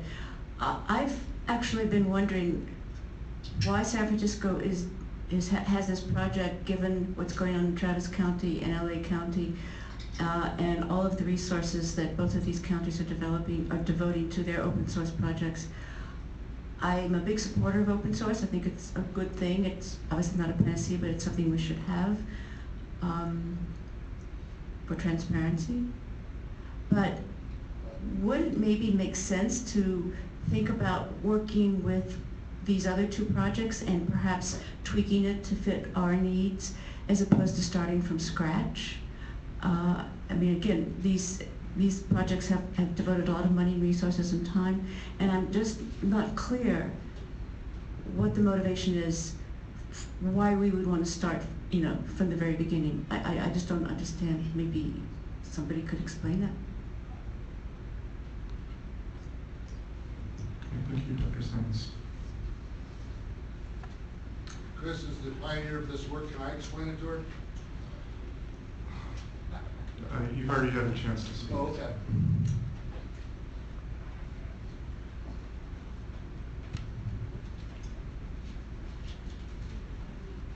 Hi, I'm David.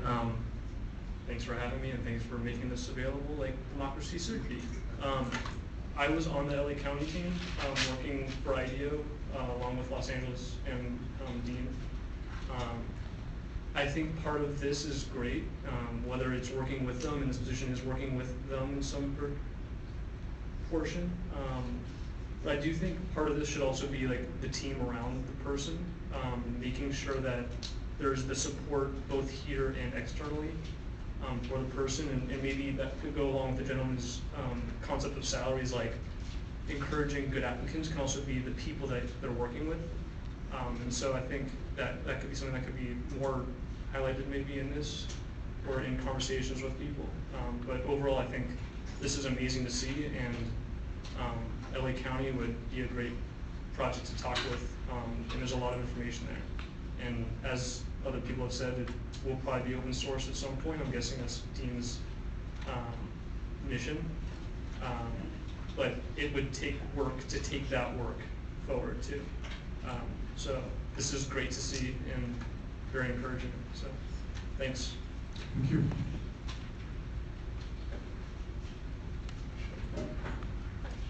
Hi, Mirka Morales. My comments won't be so much about the position, the job opening, but about other general concerns about open source.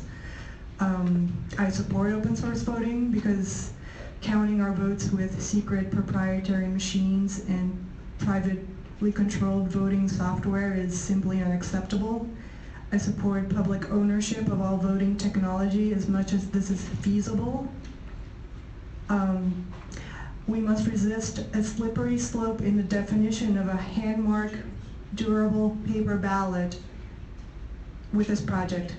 The only exception to this should be for voters with disabilities or for voters who voluntarily request an alternate method.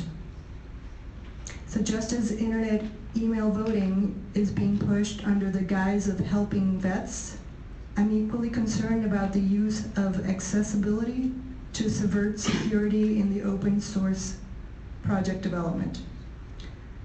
I have a lot of comments, I may not get to them all today. So I guess I'll just leave it there. Thanks.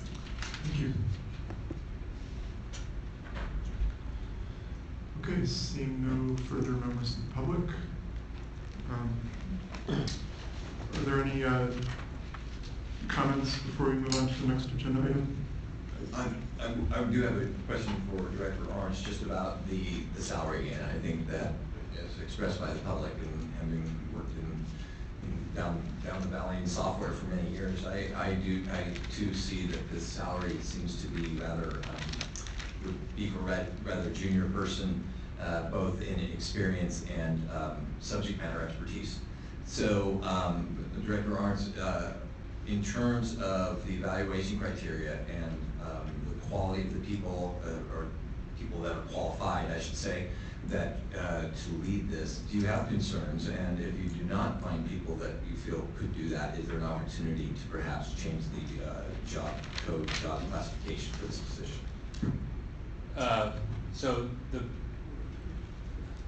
The city's going to issue an RFP to identify a contractor for the business case to provide to the mayor's office. And the mayor's office will determine if work will continue on an open source voting system.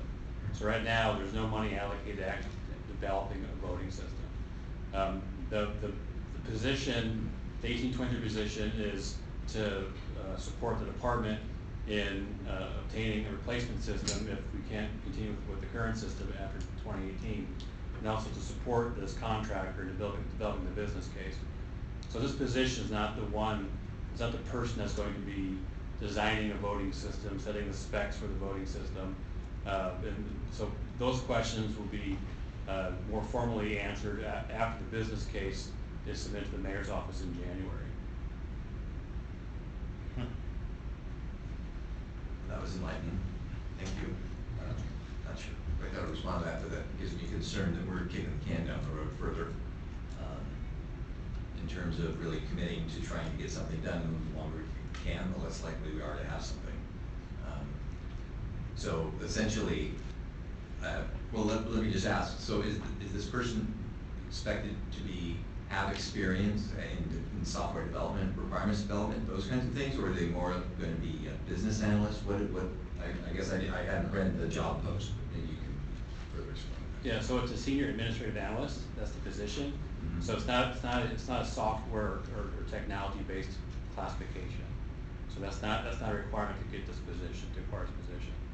It's to support the work to get a replacement system, and also to support the contractor who will be writing the business case to submit to the mayor's office in January.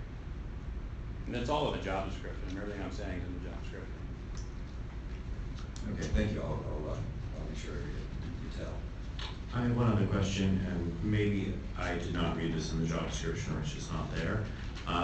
Who is the immediate supervisor of this position? Is it going to be you, or is it going to be somewhere lower in the food chain? That would be me. Okay, also I want to kind of respond to a comment that a member of the public made, Dr. Simons, and I mean, from my understanding, from everything we've seen, I don't think we are planning on starting from scratch. I think, I mean, as far as I'm concerned, all options are still on the table, and we haven't even hired the person that's going to be leading the planning phase, so I think it's, you know, much too early to say that we're starting from scratch. But as far as LA County, I mean, I think one task would just be to, you know, get them to release what they've done, you know, publicly and under an open license. I mean, until they've done that, it's really hard to rely on their work, but I would certainly hope that that's going to be, you know, one of the things that we work on over the next year. Just to add, President Giordani, I would also say that kind of like the idea that we laid out and provided to Director Arnson, sort of a project structure, does not preclude collaborating with other counties and taking advantage of their work where possible. Agreed. Okay, so let's move on to the next agenda item, number 5. Agenda item 5, Citizens Advisory Committee. Discussion and possible action regarding forming a Citizens Advisory Committee on the subject of open source voting. Okay, so so since the last meeting, Deputy City Attorney White worked with me to draft some proposed bylaws for the advisory committee, and you know, as you can tell from reading this, this is a committee that would be focused on kind of technical aspects of allowing the project to succeed and giving high-level advice and guidance to the commission. And so this is not a committee that's going to actually be designing the system, but more, you know, providing guidance on how the project should be structured, what we should be looking for, and things like that. And the and you know, as part of the requirements, there's a minimum of 2 years of professional experience in a few different categories. Deputy City Attorney White, would you like to say anything about the draft that you put together?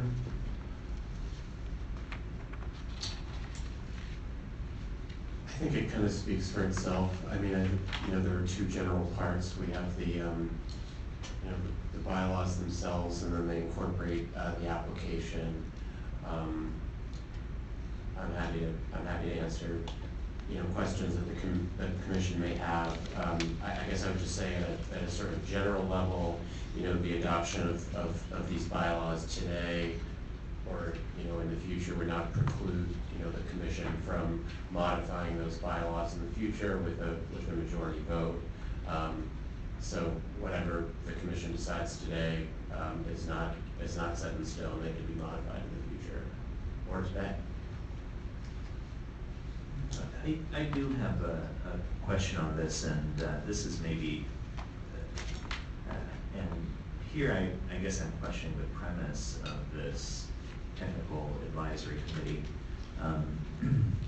One thing I heard, and perhaps I wasn't clear enough when I talked about this 2 meetings ago, one thing I wanted to explore was whether there's something outside of the Brown Act and Sunshine Ordinance structure that we could use to put a community around, let's say, this project manager or project lead or whatever the person is, and to offer support to the department that's tied to this incredible knowledge base that we have in the Bay Area. You know, that kind of community support that would support the department's work, and not necessarily a citizens advisory committee subject to all of these bylaws, rules, laws, guidelines that hampers the work that we, you know, with the same restrictive way that we're handcuffed with every month. So whether that sort of thing would be, you know, feasible, allowable, and whether the director would find that useful, and perhaps to the commission, whether we might find that more useful than, you know, another subcommittee or a committee bound by all of these handcuffs. Yeah, I could speak to that. I mean, this is something we spent quite a bit of time talking about at the last meeting, and I would view this committee as just one of the tools that we're going to be using. And I think one of the points we made is that forming this committee does not preclude the department from reaching out to people. It does not preclude, you know, groups of people forming just like you're talking about. But I think the advantage of a committee like this is it provides kind of an official focal point, and people like that you're talking about could go to a committee like this and actually have time to discuss the feedback they bring. And it would also be a place for experts to kind of go if they have feedback. But I think the types of things that you're talking about should happen, but the problem is that those aren't necessarily in public view. You know, you know, there's no, if people are meeting and talking about things, we don't necessarily know, you know, if it's happening or who has access. It's harder to structure.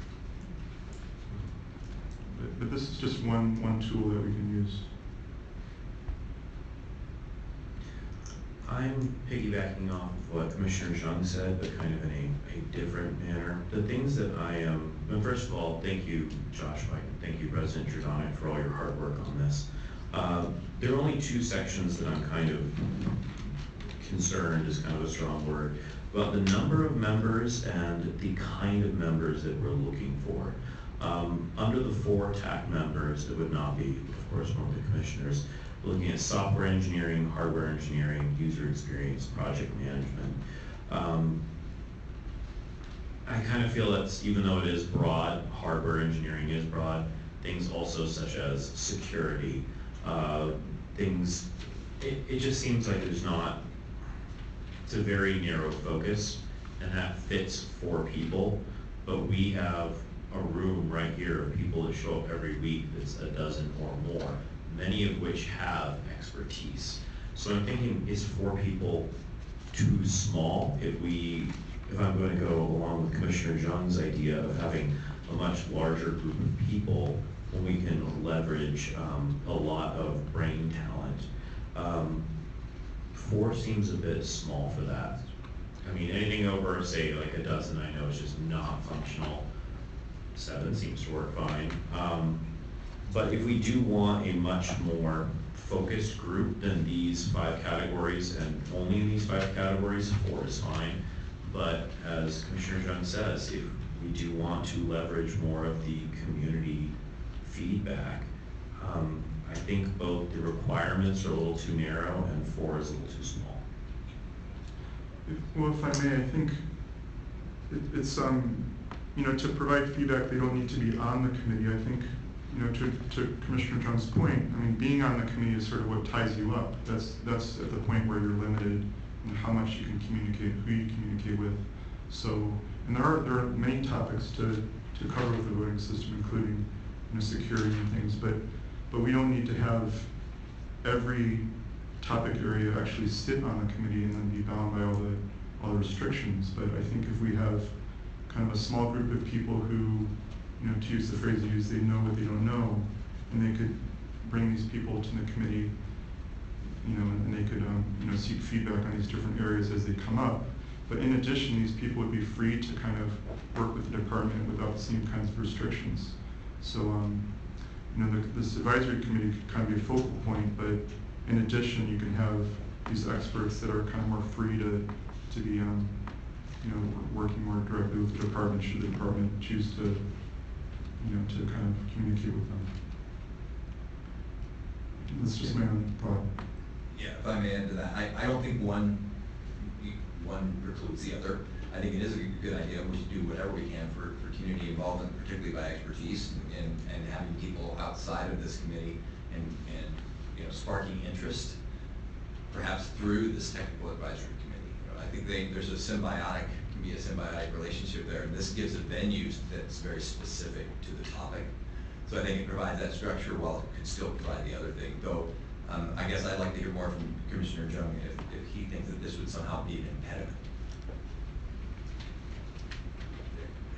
Gosh, I listened to the recording of the last hearing, and I wondered whether this was really consonant with the ideas that certain members of the public were suggesting two or three meetings ago. I mean, kind of the idea was really, what's the best way to leverage knowledge, talent, and experience without, hiring it all within the department. And so I guess that's kind of the conception that I had when I asked the question, why not do something like this? But I guess I did not have in mind replacing those constraints with a whole other set of constraints, from sunshine ordinance and all those other well-meaning laws. So I guess I'm agnostic on this. It did not seem to me what to capture kind of the common sense benefits that members of the public has suggested when they were talking about harnessing that expertise. What is the alternative? Well, I mean, I guess to me, the alternative, just thinking out loud here, is, within the department structure, and of course this is within the department's purview and not ours, surrounding whatever project lead there is with a committee of interested experts, people who, 1 out of every 10 public commenters comes here and talks about how much they know and how much they know other people know and how great our expertise in this community. Well, I guess I'm saying put your money where your mouth is and step up, and what can we do to facilitate a role for those people? And I guess to me that role was not bind them with the Sunshine Act, but give them some role in shaping the development of this project on a volunteer basis. So I'm not even sure, do we even have the power to create such a body? I'm not sure. No, if you're talking about an advisory committee to the department, it would have to be the department that created it. So that's I think one aspect to this, and then this is less of a legal opinion and more just like a practical one. It's hard to see how that would work in practice. But I guess I would defer to Director Arns on how he thought he could organize that, or whether he thought it was feasible for it to be organized in that way. Yeah, so I guess the appropriate role for a commission like ours overseeing a department would be to set a policy that the department incorporate public feedback in the development of this open source project. What that actually looks like and whether that would be useful or not, that's here I'm just imagining. So I would be interested in hearing from others and from the director. So I do share your concerns as well that we do have all this talent here that does show up, and maybe this is putting on the handcuffs and completely defeating our point. So keeping it small to just 4 people, I'm okay with, or agnostic as you say. But one thing I'm pretty adamant about is I do want to expand this list of requirements. For example, out of the 5 sections, not a single one of these sections actually addresses elections themselves. The people that are going to be designing the system are one thing, but election officials in our department are the ones that are going to have to use it year after year and deal with the logic and accuracy issues and maintaining the equipment. And we're going to have to do that as a department so much more than being able to rely on an outside vendor if it's an open source system. I absolutely would want a 6th section just saying any kind of election expertise. I do want that section to be more general. If it isn't going to be necessarily handcuffs. Maybe we can increase the size later on, but at the very least, on this bylaws, I do want to add a section number 6 to be including elections experience. So can I just ask a clarifying question? Yes. So do you mean that you'd have an additional person on the task force, and that person would have to, or you just mean that? Sorry, it no, would be sort of a I do not benefit? mean a designated person with election I see. experience. It would just be a benefit if a person had that expertise. As something to be considered. This would be on section 3 under membership. It has 5 bullet points listed. 2 years of professional experience in at least one of the following categories, with at least 2 satisfying the first category. So I'd like a 6th category being elections experience. So 2 years of professional experience in elections? That would be fine for Perfect. this. And I'm open to a very broad interpretation of this, depending on who we have. Because as it's stated already, and I'm not exactly sure what section this is, there's going to obviously be more preference to those with more experience. Oh, no, right after that. Greater preference should be given to applicants with more experience. If I may suggest that, Mr. Paris, and a friendly amendment to your document, Mr. Giordanic might be, instead of making it one, because I like wording like satisfying at least 2, because then it's quite specific, and then you take something away if you add the election, and I would prefer, I think it's a very good point, I prefer actually to see greater preference should be given to people with more years of relevant experience and elections experience, or voting systems experience, elections and voting system experience, or something like that. So that it be a preference, and it is explicitly stated without being a specified criteria that would be swapped out for one of the other ones. I could go with that. And are you, just to clarify, do you mean elections in general or voting machines? Elections in general, it would be great if we go with voting machines, but you know what you say, you don't know what you don't know. You are having engineers design a system that isn't going to be used by engineers. It's going to be used by voting officials. Yeah, there will be a commissioner on the committee too, so. Chaired by the, okay. so someone with, yes, some elections background. Yes, which is nice, but you know, even though I do have 5, 6, 7 years of election experience, I'm only 33. If we can get somebody down the streets that's been doing elections since 1979 and has done 7 different positions and done it 12 times each, like I want them on the committee. I don't think I'm a replacement for that person.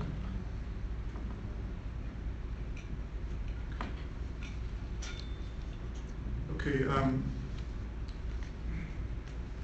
so Commissioner Jung, just to the point you've been raising, one of the concerns I would have with having only a sort of a body that is being organized by the department is, as a commission, what capacity would we have to kind of make sure that this project is on track if we don't really have, the capacity here to be knowing if the if the department's doing the right things, are they actually reaching out to this group, and is the advice they're getting, enough?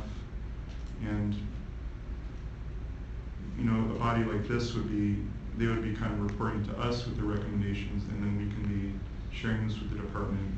Whereas if it was only between the experts in the department, we wouldn't really have any insight into that as to what, because we wouldn't really have any knowledge ourselves. Yeah, no, I completely see that point. And like I said, I'm agnostic on this. I just, I wonder if we're getting too much in the weeds of managing technical details that are left to a department. This was raised because because of the practical concern that we're asking the department to develop software, something it's never done before. And as a commission, we're empowered to offer policy and some guidance, but I wonder, setting up a body like this with the hope that we provide some kind of technical oversight in some way, I wonder if that's overreach. Well, I'll give you an example. Like today, there were a number of comments about this position that was this project lead position, and a lot of people were saying that it's, you know, the salary's not enough, it's not focusing on the right things, it's, you know, it's like, you know, I could see a committee like this, you know, giving advice on these things before they happen.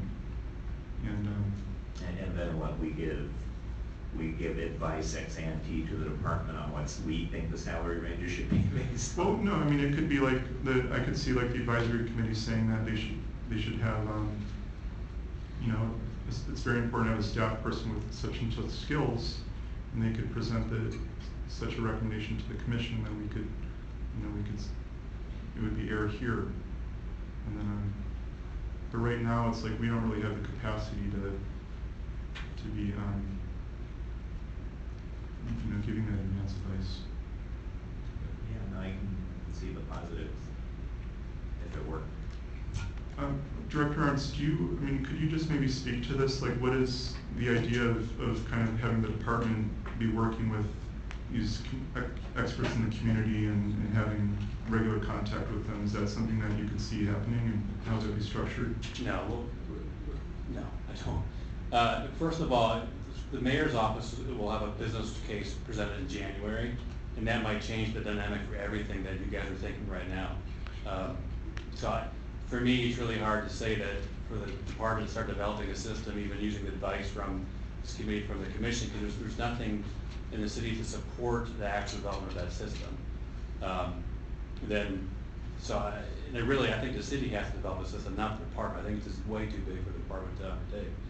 And that's one thing that I would think that the business case would need to address. That's one thing the mayor's office would have to address when it comes to funding. Then once the election cycles come up, we're not going to have time to be really supporting the technical committee that is not related to our core task of conducting elections. So, you know, if the commission believes that the department requires advice on technical components now, you know, that this committee is probably a good way to go. But for the department to form something, I don't think it would be effective. For our resources in the department, I think we need to wait for the mayor's office to make a decision, because we don't have the bandwidth to. I mean, right now the project in the department is me. That we don't have a big department that can support a big project like this. So I don't want to add more to our responsibilities to create a committee and support that committee, especially when I don't have resources coming to give us the resources to support that extra work. So to me, there's a lot going on here. A lot of it depends on what the mayor's office decides in January. Because everything that's being discussed now could change, you know, and that's not me in any way trying to cast aspersions on the process or the you know, the plans or the projections people have. But there's a lot of unknowns as far as what the city's going to be doing. It's not the department's decision; it's the city's decision. What about the contractor? Is the contractor going to be? I mean, they would have bandwidth to work with people in the community, or not necessarily, or. I don't think so. If everyone, already the comments are that $100,000 is too little to contribute meaningfully to the development of a system. There's $150,000 that are allocated to this contractor, and the contractor is going to have, you know, a matter of 6 months, 5, 6, 7 months to write a business case, which would consider not just us developing a system, but collaborating potentially or drawing from the experience in Los Angeles, Travis County, or other jurisdictions, other resources. So to task that person with more at this point, I think would be a lot. The RFP's not done. Potentially it could be incorporated into the RFP, but right now, you know, for that person to guide an advisory committee for 6 months, I don't think that would be the best. I don't think the position. I don't think the contractor. I don't think it can support that sort of enterprise. I mean, there's one other reason I think it could be valuable for us to form a group like this. It's a signal to the community that it's something we care enough about to, you know, to invest the time to form something like this. And it's something that elsewhere in the state, people can look to San Francisco and say, we've already got a group of citizens, and it shows the mayor that we're more committed to this. We're actually, you know, investing the energy to form a committee like this. And I agree with that. I think it's a very good approach to this. I think developing specs and trying to get some technical questions presented and discussed and perhaps out of the way makes total sense. But I don't think it. But right now we can't say that what goes on in this committee will necessarily evolve into a voting system, because that decision has been made yet by the mayor's office. But yeah, but what you said I think makes total sense for this committee and how to approach the technical aspect of the voting system. So, go on. Yeah, I was just going to say, so it sounds like Director Arndt sees value in this. I think we see some value in this. I think to Commissioner Jones' point, that part of, and I kind of see it here, part of what this should be is it's catalytic, not insulated. In other words, bring experts together and provide some structure and a venue for those people to contribute to. And when we did the voting systems task force, these very things were a huge problem. We were able to get some good expertise on there, but getting everybody together and not being able to work between meetings was a problem which we found a way to overcome. But something like this, where you could have such a technical advisory committee, they could reach out to the community. They have other software engineers or procurement experts and those kinds of things, and ask them to contribute to certain questions that might be had, would sort of be a balance between those things, just as a thought. And then I would like to see something like this be like that, catalytic, but not entirely self-dependent, which is the other way around, just like the open source software, an open source project. Okay, so let's open up to public comment. Also, just want to let people know, I'm going to call a 5-minute break after this agenda item, just so people have a heads up. Let's have public comment on this item.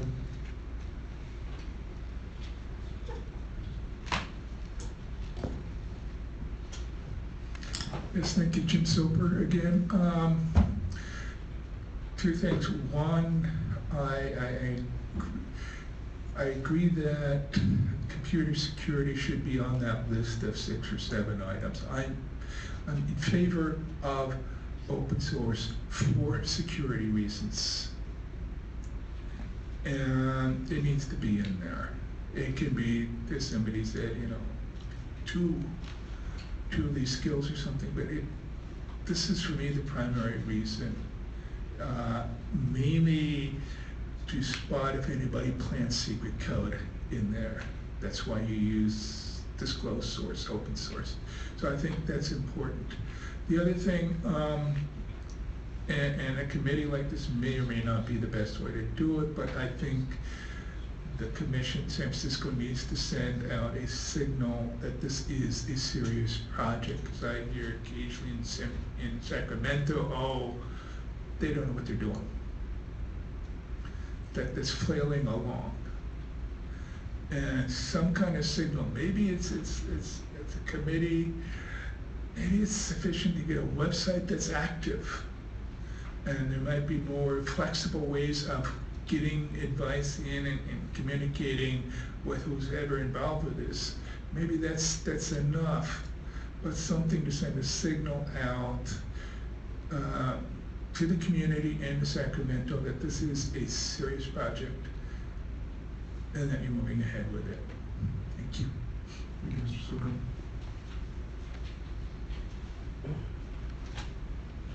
Hello, Commissioners. Brent Turner with the California Association of Voting Officials.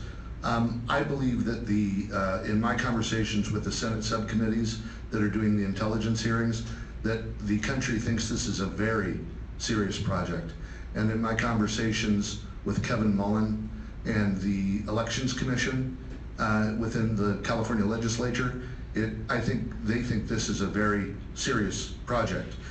I feel like we're in danger at this point because the conversations that I'm hearing, again, are starting not to jive with all the direction, all the years of work again. We are kicking the can down the road. We've already missed opportunities to move this forward, and it looks like we're falling prey to that again. I'm also noting the issue that we pioneered this, and when I say I pioneered it, I mean I'm the communications fellow for the real pioneers, but I understand they're being sort of put in this to the side. So there's never a conversation regarding Brian Fox or Dr. Gilbert. They're the only people that have ever built this kind of a system, and they're waiting to help.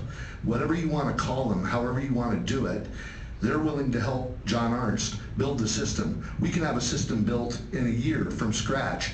You could use the Prime 3 system. It's already running New Hampshire. This is not rocket science.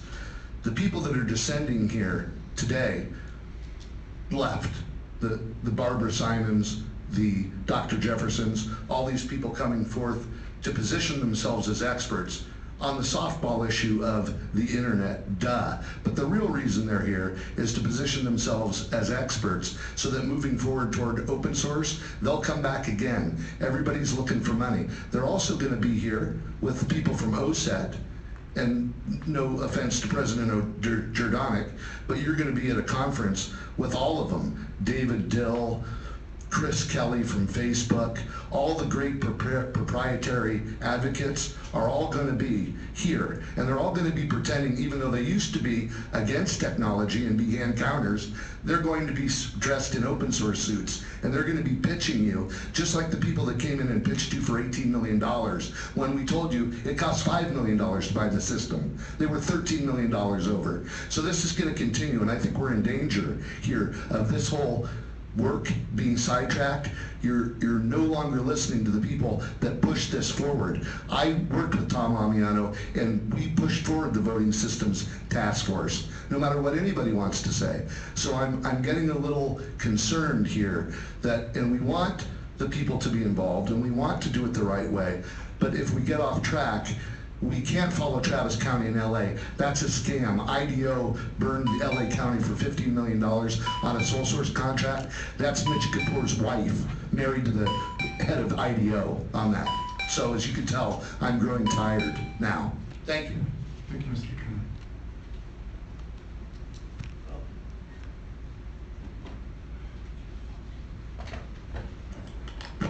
Thank you, Commissioners. My name is David Carey. I was one of the people a few meetings ago that kind of raised the issue about the advisory committee. And I'll have to say that kind of what I had in mind was something that was maybe more something that was more directly advising the department and Director Arnst and the people who are actually running the department or running the project. To the extent that they're the ones who will be making some of the key technical decisions. And I fully respect, I'm glad we heard some of Director Arnst's kind of perspectives on that at this point, that there's, you know, there's a lot that's kind of up in the air at this point, and maybe it's not the right time for that. I will say, though, that I think there is value to forming this advisory committee for the commission, and that is because the commission is, if there are opportunities to kind of shape things proactively, great. But certainly one of the things this commission is tasked with doing is evaluating how things happened after the fact. And having some experts to, you know, President Jordanic and others have some great insights into some of that. Some of the others of you are maybe not so familiar with that, and having some people to give you some advice and perspectives on evaluating things after the fact, what you know, I think would be helpful for you. So I'd encourage you to go ahead and form this. I also encourage you to kind of look at this from the perspective of kind of an agile development process, which is you go in and your first iteration, you don't try to get everything done exactly, you know, what's perfect for the long run. You give something a try and see how it works and make adjustments for the next time around. And apply that to some of this kind of administrative oversight process as well. Specifically in the bylaws, there was some talk about, what is it, well, I want to address the issue about kind of conflicts of interest with people serving on this advisory committee.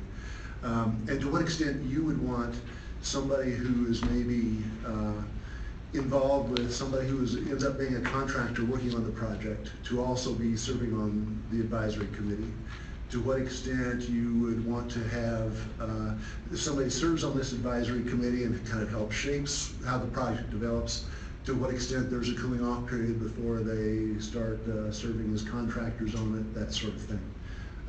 I'd also encourage, as you're looking for people to fill this, maybe give some specific examples of questions or issues that you first want the committee to work on to maybe help attract some interest in it. Thank you. Thank you, Mr. Curry.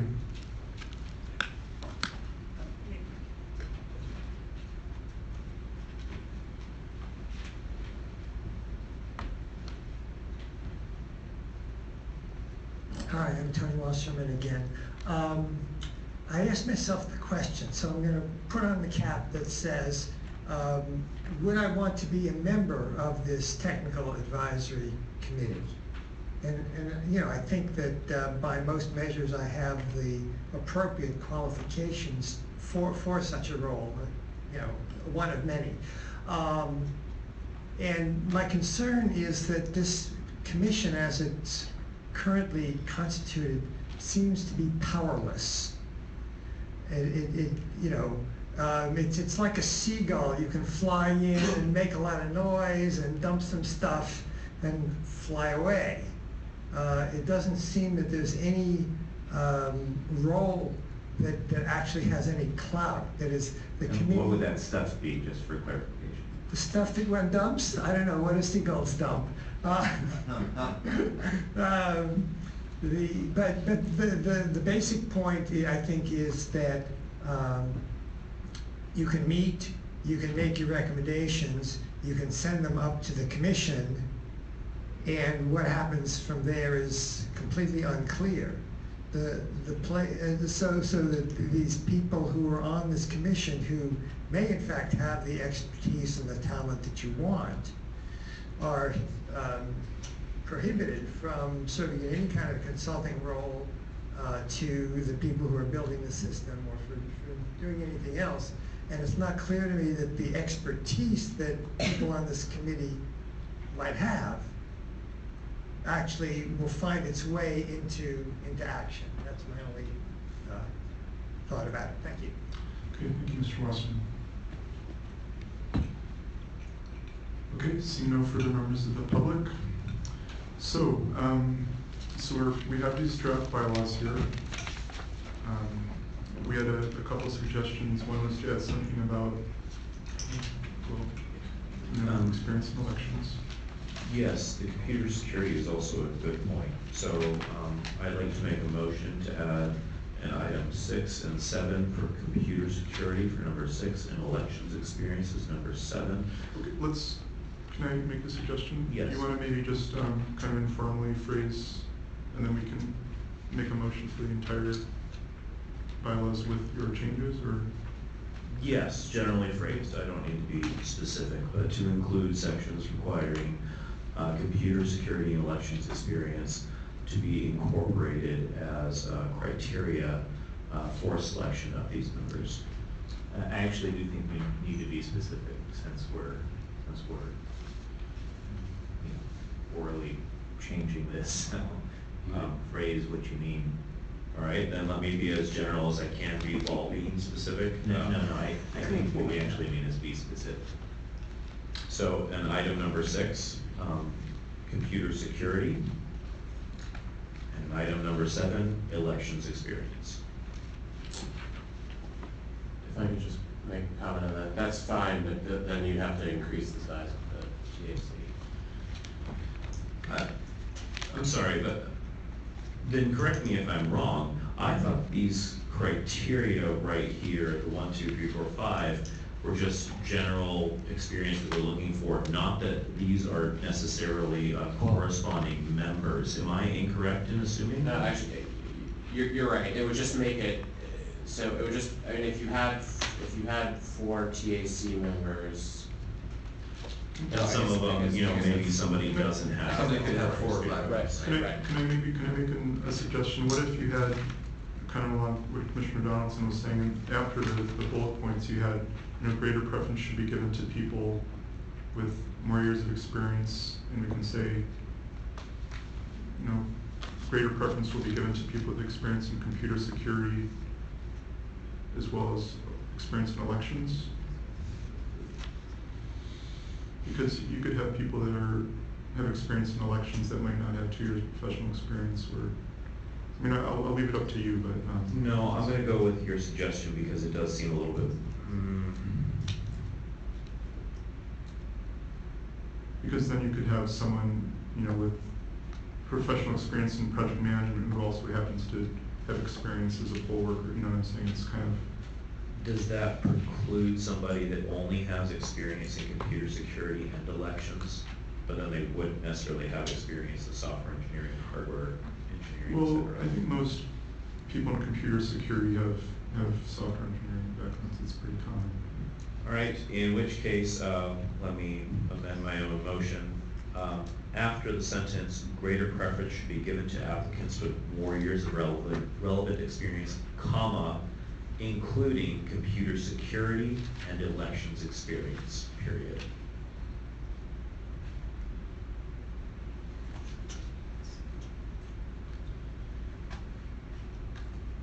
Okay. I so move. Okay, so are you moving to amend the draft, or are you moving to adopt the resolution? To amend the draft.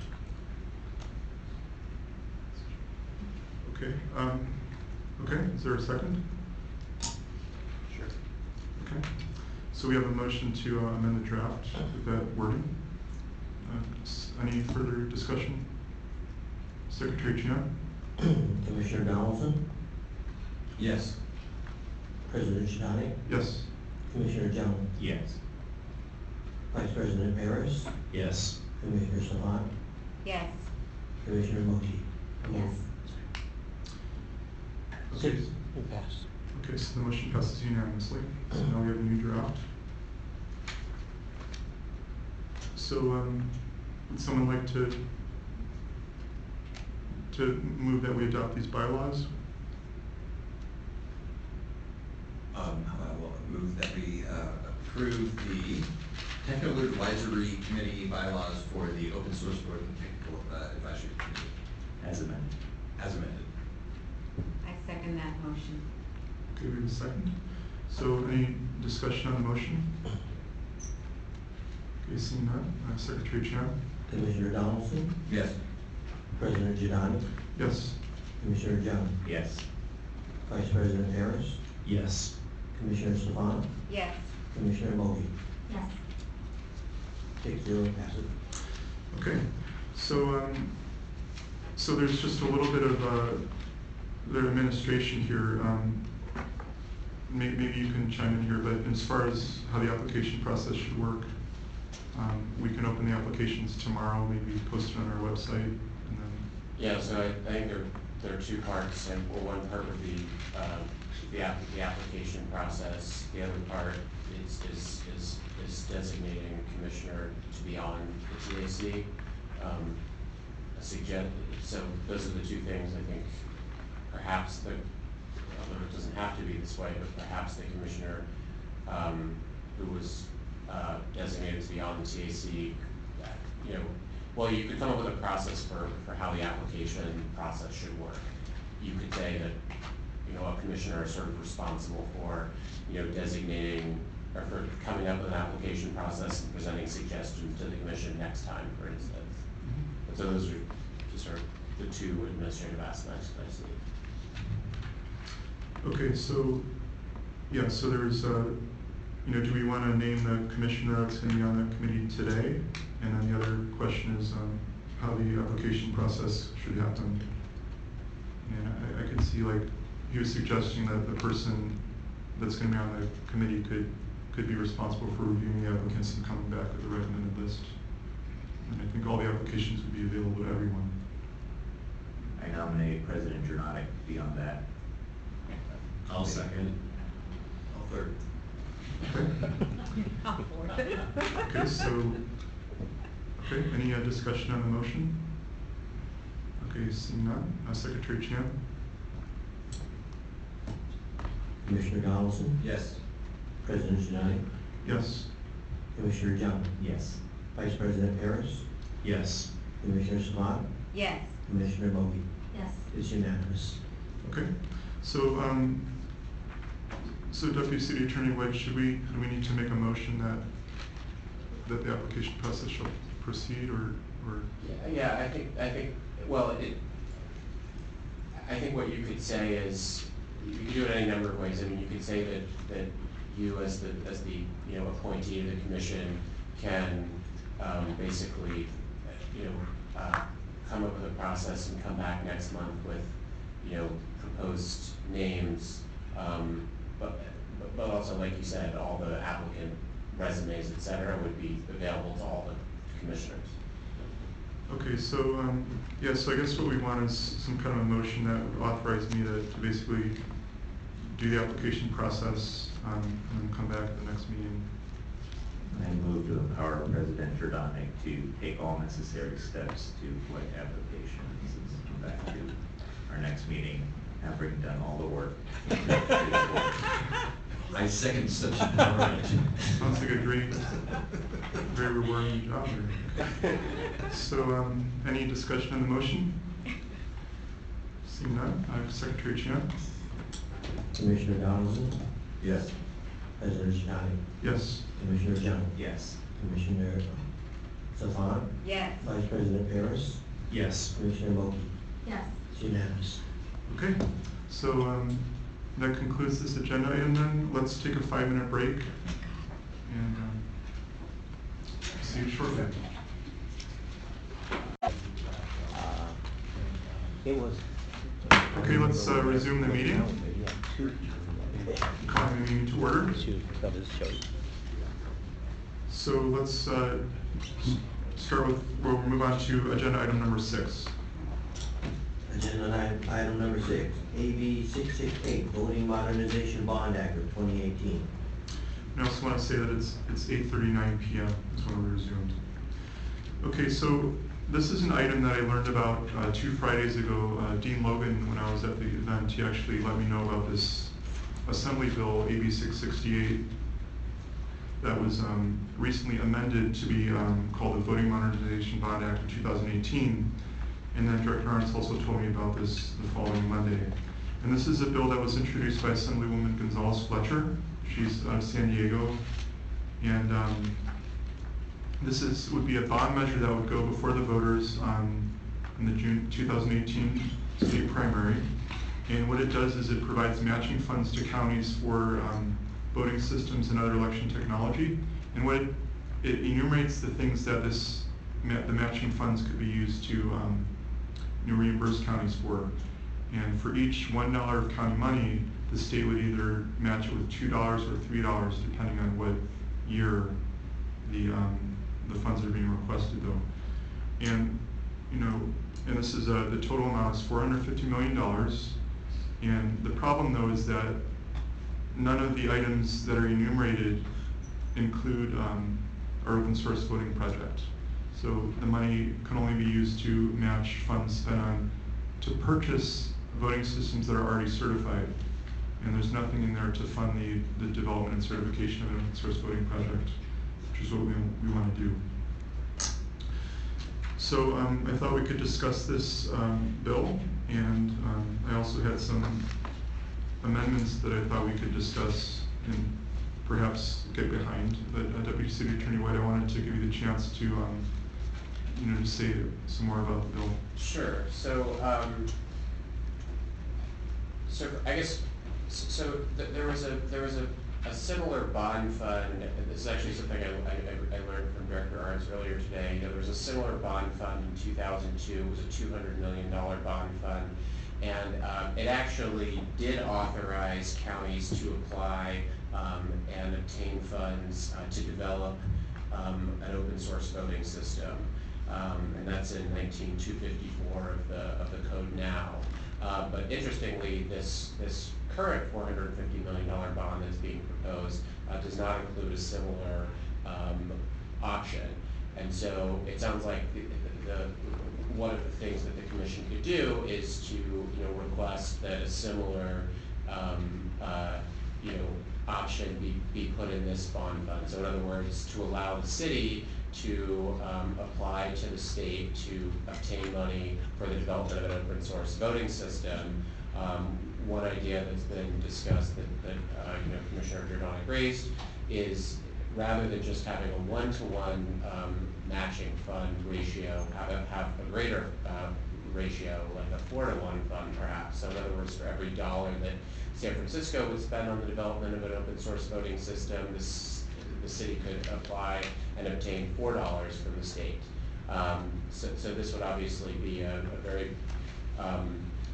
powerful incentive for the city to develop an open source voting system, given that, as we've talked about, the mayor's office is very focused on the cost of the development of this system. And of course, there's an incentive for the state to do this as well, because as we've been discussing over the last several months, the city is developing, or everyone would benefit, other jurisdictions would benefit if the city developed this open source voting system. So that's sort of part of the incentive here. I just wanted to give an overview of how this process would occur if the commission is interested. So San Francisco, did you want me to do that? San Francisco has a state legislation committee. The idea is that all lobbying that occurs in different departments and agents, to sort of centralize all of the state lobbying that the city does. So rather than having separate agencies and departments separately lobbying the state, all proposed amendments, all proposed support or opposition to pending state bills kind of become centralized. And so what could happen if this commission was interested in making this amendment and one other amendment, which I'll discuss in a moment, is you could vote today to encourage me to draft something that would then go before the state legislation committee. This bill is still relatively early in the process. It was introduced in early April, and so it'll probably be pending for a little while. The state legislation committee meets next on May 10th. Submissions will have to occur by May 3rd, so if you were to vote tonight, I would have plenty of time to draft something. So assuming that happens, then the state legislation committee would discuss the proposed amendment and vote whether to support such an amendment. If they did vote in that way, then that fact would be communicated to the city's lobbyists. So the city actually has a paid lobbyist who can then develop a strategy to reach out to different assemblymen and senators and work on the amendment in that way. There's one other amendment that I've discussed with President Giordano. So one of them, as we talked about, is allowing the city to apply to the state to get funds for the development of an open source voting system. A related amendment is to apply to the state for funds if the city wanted to lease a voting system. The idea being that in between the expiration of the Dominion system and our development of an open source voting system, we may not want to purchase a new voting system. We may want to just lease one, and this proposed amendment would be an opportunity to kind of obtain funds for the state, basically for that kind of stopgap system. And specifically a stopgap until the implementation and rollout of an open source voting system. That would be the idea. I mean, I don't think that the amendment could just say, that a county could apply to the state for funds for the purchase or lease of an open source voting system, or words to that effect. Well, I guess I make that clarification because I wouldn't be surprised if members of this commission would desire to support a policy that encouraged the city to adopt. And so if the idea is to have a bridge system in your back pocket or the funding for such a system until the open source, that's one thing, but if the idea is to get funding for a bridge system, period, I'm not sure we'd be as supportive of that. Fair enough. And I don't know, Director Arts might have some thoughts on the lease question as well. did you want to say anything about that? Not really. So I don't think the city will purchase another voting system going forward. So I think the lease makes sense to include that in the language. And also, I contacted the registrar's group, who contacted the author in Sacramento to include lease explicitly in the language, and also to include language, which what I understood was that by purchase, it was implicit that lease was incorporated into the term purchase, but to make more explicit, we request that the lease be stated in the amendment, and then also to include language to fund counties that develop not open source, but just fund voting system.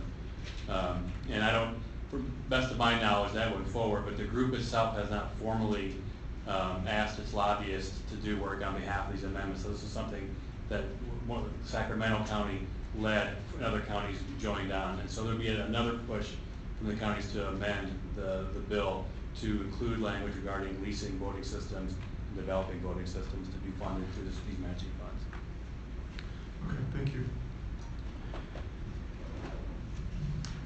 I'm sorry, I do have a question on that. So just because of the timing of this, and I understand that bills are coming out of committee now, or if you want to make a funding play that the lobbying has to happen now, you know, between now and our next commission meeting, it might be too late. So, you know, just query, what would the request or motion look like? Would it, you know, be words to the effect, we empower our president to work with you to draft acceptable language reflecting a policy that the state legislative committee lobby for $4 to $1 match on open source systems?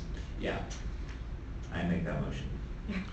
I second that motion. And then the other question would be about the lease. Well, let's make that motion first. Okay, sure. Okay, and also just to clarify, I mean, one thing I would like to do is in advance of that committee that Deputy City Attorney White talked about, authorize me to contact people in the legislature even tonight. And the reason is that the Assembly Elections Committee is meeting next Wednesday, and they actually want feedback by today, but there still might be a chance if it's given tomorrow. It's actually tomorrow at 5 o'clock, Chris. Okay, tomorrow at 5 o'clock. Yeah, with that friendly amendment accepted. Okay, so is there any further discussion before we open it up to public comment on this? Just want to mention the existing law from the 2002 Voting Modernization Act, section 19254, has language in it about the ability for counties to use the money towards R&D.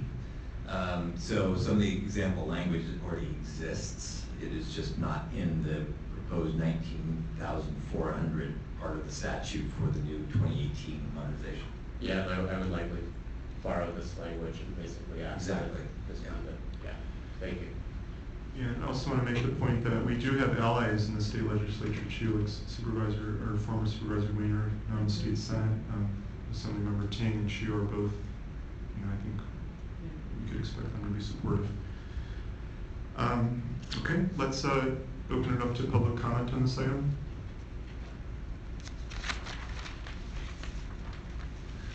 Good evening again, Jim Soper. Several things. One, this bill was what I believe is a gut amendment. It's normally you have to have all bills introduced by the end of February, and I think what they did is took some other bill that was going nowhere and just took out the contents and put this in at this date. That's what it tells me. I think when I've been in Sacramento, I've been encouraging them to do two things. One, supply matching funds for any project that LA or San Francisco is working on. The matching funds, not just completely pay for it, they won't accept that, but matching would be good. And two, offer, in this case, in terms of this bill, 1% of the $450 million, which would be $4.5 million, to be put aside to pay for the testing and certification of any And the wording used in SB 360 was disclosed and non-proprietary system. Any system from anywhere that California will pay for the testing and certification, which can be up to $380,000 a pop. That it would behoove the state a great deal to have these systems available, and for something like the University of Florida or some foundations, $380,000 is a lot of money. So California needs to break down that barrier because it's expensive for them and they might find it difficult to get here. So what I've been talking about is, one, cover the certification and testing cost, and two, then provide matching funds. I'm just mentioning it. There is also a budget process in Sacramento. There's laws, and something we learned this year, there's a budget process. So a legislator can ask the budget committee to put in a line item into the budget this year to do some of these things. We don't have to wait for the bond thing to pass, if it passes, but it's a more flexible way of getting some money. And again, a legislator, one of the 3 California representatives, or San Francisco representatives, I was in their offices 2 weeks ago, and I'll go back next week and say, hey, try to get this in the budget to help encourage less expensive, more reliable systems for California. Mr. Soper, can I ask you a question on that? So, I've heard you say that about 12 times now. The 1% set aside for testing and certification seems to make logical sense to me. Can you, how would you phrase that? So is that 1% for testing and certification of open source voting systems? Is that adequate? Well, it depends on how you're doing. If we're looking at a $450 million bond, then it's at 1%. Gives you $4.5 million, which will get you, I don't know, a dozen testing and certification cycles. And that's a fixed amount of money. If I were to talk about trying to get something in next year's budget, I would have said $2 million. And for matching funds, that gets harder to nail down a number. I know LA spent $15 million already. Now, whatever San Francisco is going to spend, we don't know yet. But I said 1% in the idea of this bond. But otherwise, I would just sort of encourage trying to, in the budget, to say, okay, we will allocate for next year's budget $1 million, $2 million for testing and certification of open source systems. Okay, thank you.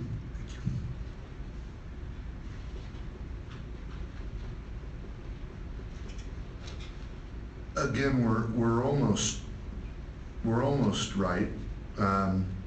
Brent Turner with Cavo again. I think the bill is going to be chopped down, if not killed, just because obviously the amount of money, when you're talking about $450 million going back to the vendors in the middle of a national security crisis where we have Russian interference, and we're talking about buying another 10-year supply of the same systems again, I think we should be sensitive to the fact that statements should be made that, is everybody okay that's thinking about giving $450 million to the same vendors that sold us a bag of beans with the HAVA funds? And when the FBI is saying we have a national security crisis, I'm almost at a loss. Also, lease versus buy, that's still a money transfer to the vendors, whether you call it a lease or a purchase. It's a money transfer to vendors for systems that in 2007 were concluded as inappropriately insecure, and we're still using them. Also, the conversation about disclosed and non-proprietary, the words non-proprietary came up because Microsoft did not want the words open source anywhere in legislation, so they started calling it non-proprietary, which means open source. but it does not mean disclosed.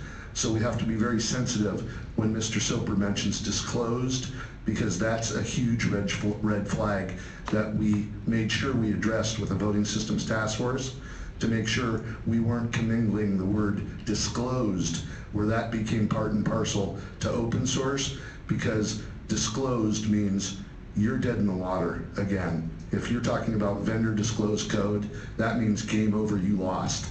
So we want to make sure when we're talking about open source, we're talking about open source. And again, we want to make sure we're talking about general public license open source, not Mitch Kapoor's open public license or some nuanced version. There's a lot of gamesmanship going on here, and for the sake of the commissioner, Savant and the new commissioner, I have to keep expressing myself, because it's very easy to be just taken down a road here and commingle these words, and all of a sudden the definition of insanity is we're back kicking the can down the road, and in 2020, 2024, we're still going to be using proprietary software systems, and we still will not have a functional democracy. Thank you. Okay, thank you, Mr. Chairman.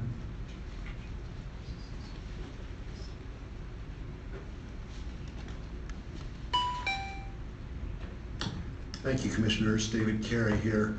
I'd like to reinforce the idea that if there's an amendment that's offered from this commissioner, developed as a result of this commission's action, that it do reference open source voting systems and not just disclosed source systems.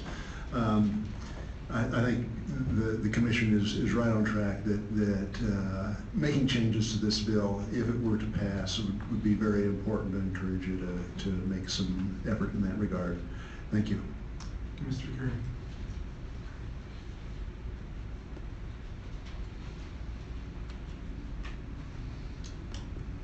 Hey everyone. So I, first of all, agree with all the propositions that have been put forward in terms of proposed amendments to the bill from the Commission.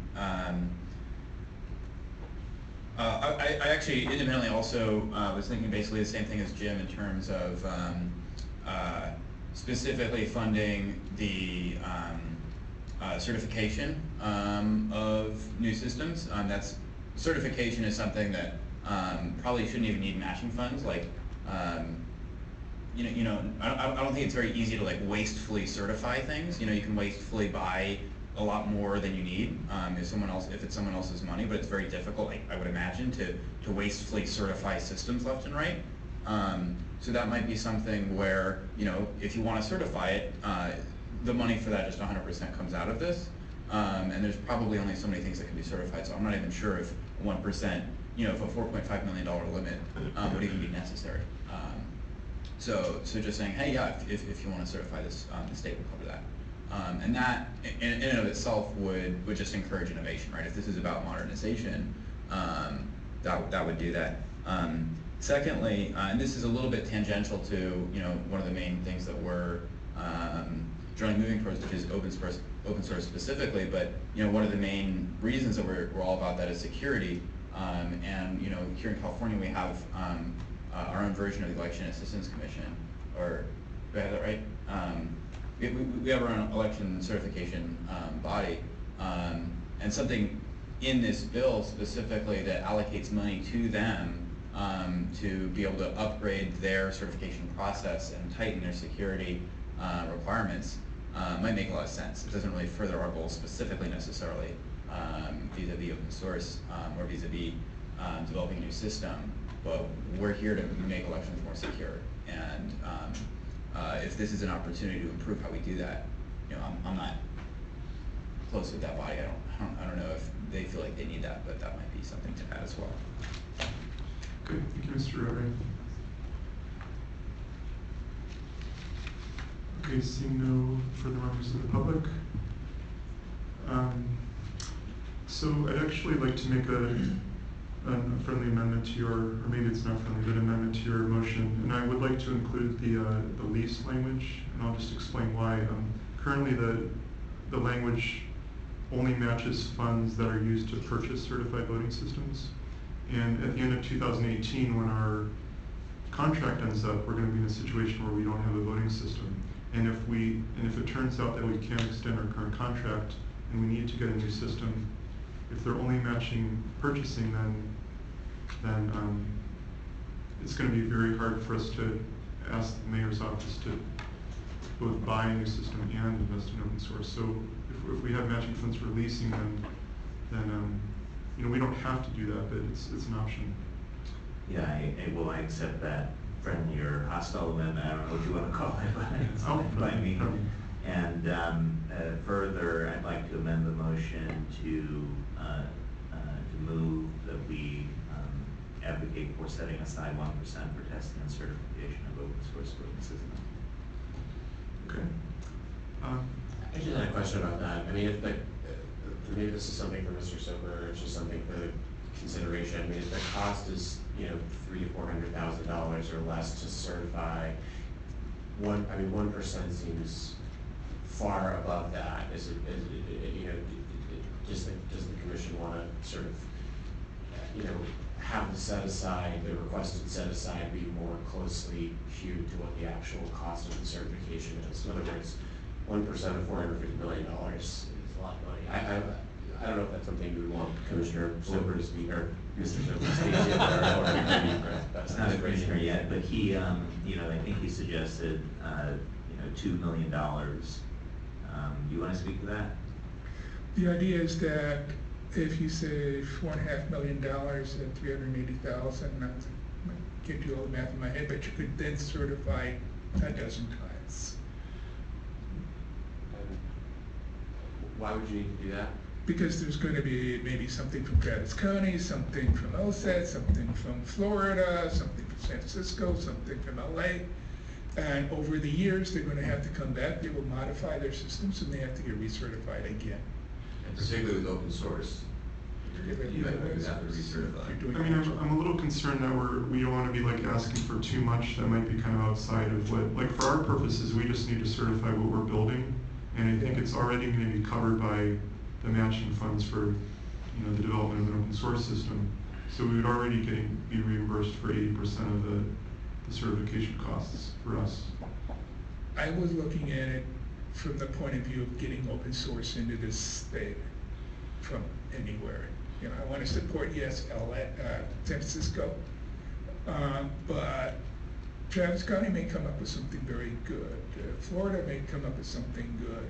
And then it's a real barrier to them because, yes, we do our own testing and certification in California, and they're going to first pay for testing certification for the other 49 states, which is a lot more expensive, but it covers the entire rest of the country. And for them to come in California is an extra cost, and I think from California's point of view, we need to lower that cost just to encourage open source from anywhere to get in the state. Okay. That's my opinion. Yeah, so one question I have though is that if the matching funds cover certification costs, and then we're also, would this be like double? I mean, it's sort of like we're covering certification costs twice. But, Unless I misheard, I understood that it would be a set aside. Right? So what 1% would be set aside from the bond funds, and then the net 99% would be matching funds. That was kind of the way I conceptualized it. okay, and then so the certifications would not be eligible for matching funds because they'd be covered by the set aside. Is that the idea? Well, maybe the better way to express it is a policy preference in favor of certification for open source systems to the tune of $2 million. Maybe that's a better way to do it, and you guys can work out how it gels with the statutory language. Okay.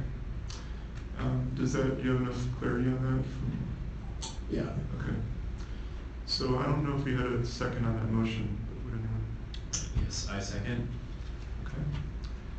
Any further discussion before we vote?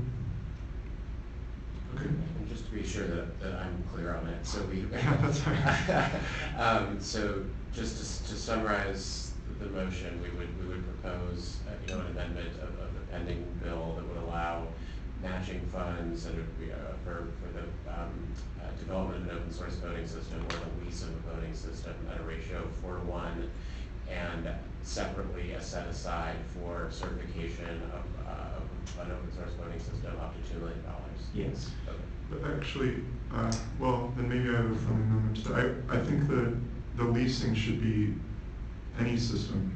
I mean, I think. Oh yeah, I thought I said it. I thought I said it that way, but if I didn't, I'm sure. Well, at the ratio for the other stuff, it's the same ratio for. Oh, so 2 or 3 to 1 for the leasing, but 4 to 1 for open source. Yeah. Okay. Is that 2 to 1 in the statute? For the purchasing of a certified system. Yeah. Okay. So matching that ratio, so 4 to 1 for development open source, and 2 to 1 for lease. Yeah. Okay. Thank you. So I think that's clarified. So, Secretary Chiang? Commissioner Donaldson? Yes. President Giannotti? Yes. Commissioner Jung? Yes. Vice President Harris? Yes. Commissioner Savant? Yes. Commissioner Mogi? Yes. Unanimously. Okay. So then I will contact the Assembly Committee by tomorrow to communicate our position with respect to their question amendments, and then Deputy City Attorney Wade will work with you. Okay. So let's move on to anything else on that? Okay. Let's move on to item number 7. Item number 7, approval of minutes of previous meetings. Discussion of possible action to approve minutes for the February 15, 2017 and March 15, 2017 Elections Commission meeting. I move to approve the meetings of both minutes. Second. The minutes of both meetings. Okay. Any commissioner discussion? Seeing none. Public comment? Seeing none. Secretary Chan? Commissioner Donaldson? Yes. President Giannotti? Yes. Commissioner Jung? Yes. Vice President Harris? Yes. Commissioner Savant? Yes. Commissioner Mogi? Oh, you have to Oh, abstain. yeah. Abstention. I'll abstain. Actually, well, there's actually a rule that. Do you want to state the rule? Sorry. I mean, technically, you have to ask the commission to allow you to abstain, but I'm sure they will in the circumstances you were here for the last. It's just a minor, it's a minor technicality. Yeah, are you asking for permission? Well, Or you could vote yes or no. No. we would need to Okay, take a I trust motion. that, you know, just watching this. Oh. It's up to you. Well, I know technically I don't need to be present, but so I could technically. You could say yes. technically vote yes. Yeah. And you could rely on your other commissioners. Yes, that for they, two to full yeah, meeting. since I'm the last to vote yes. And no pressure, you can vote no. Okay. All right, so motion passes unanimously. Okay, next item, agenda item number 8. Number 8, Commissioner's report. Okay, I just have a couple things.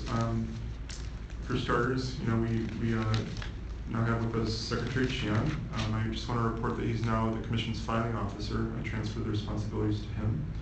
And I'm going to be sending out his weekly schedule later this week or maybe early next week. And also, I had a request for the organizer of this Goal Election Technology Summit. They're going to have a hackathon afterwards where they're going to have software projects, and they wanted to know if anyone has any suggestions around data challenges or voting software and things like that. So if anyone has any ideas, you can either let me know or contact the organizer of the GET Summit, and their contact information can be found on their website. Also, I'd like to welcome Commissioner Mogi, and wanted to just see if you had any comments, just to introduce yourself to the Commission. Sure. Well, thank you for the welcome. Yeah, I'm really excited to be joining the Commission. For those who don't know me, I've actually had some election experience in the past, but more through advocacy and doing voting rights work with Asian Pacific Islander American Vote. It's a nonpartisan, national nonpartisan organization to be advocating and increasing voter participation within the API community. I served as their national field director, so I learned a lot about voting rights in different states and kind of understanding that locally. You know, I'm just an active citizen that goes out and votes, but you know, I'm really excited to be serving on the commission and just being able to kind of utilize my former skill sets from API vote. And yeah, I'm really excited to just be working with each and every one of you and with Director Arntz. And yeah, I know I didn't really speak much today. I really wanted to take this opportunity to listen from each and every one of you. So I'll speak more in the future. Glad to have you aboard.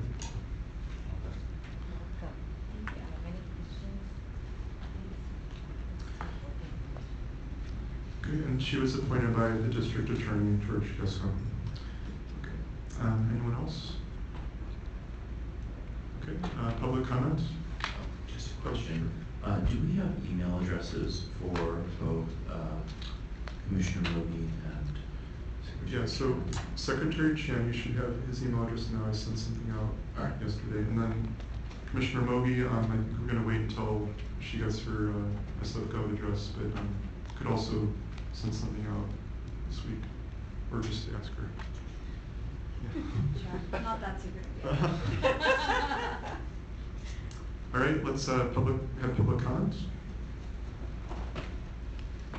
Yes, Brent Turner, just very quickly, and welcome to Commissioner Mogi, and sorry for all the heated rhetoric of this particular meeting as your initiation. It's not always like that, but that being said, I just wanted to also make one comment that these meetings that some of you may be attending, some of these seminars, the GET seminar, or seminars with the Election Verification Network, or membership of these, I think we should be sensitive to not only avoiding impropriety, but also avoiding the appearance of impropriety.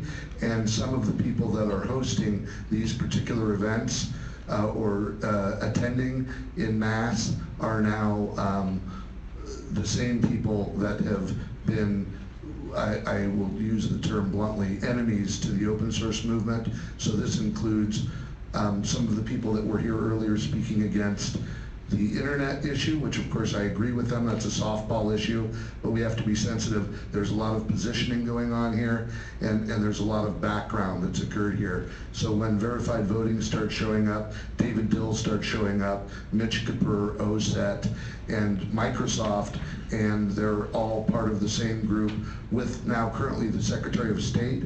We have to pay attention to this.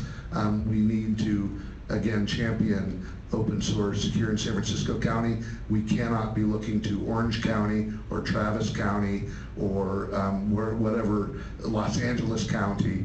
These people have already been shown to be going off track, so we need to keep in our minds publicly created, publicly monitored code, general public license with a perfectly printed paper ballot. And by the way, the IDO system that people keep talking about, that was a $15 million sole source contract that was a regurgitation of the original Alan Deckard design. This is all simple stuff here that's going on. So we need to get in touch with our history and make sure we're all familiar with a lot of these events. Thank you. Okay, thank you, Mr. Turner.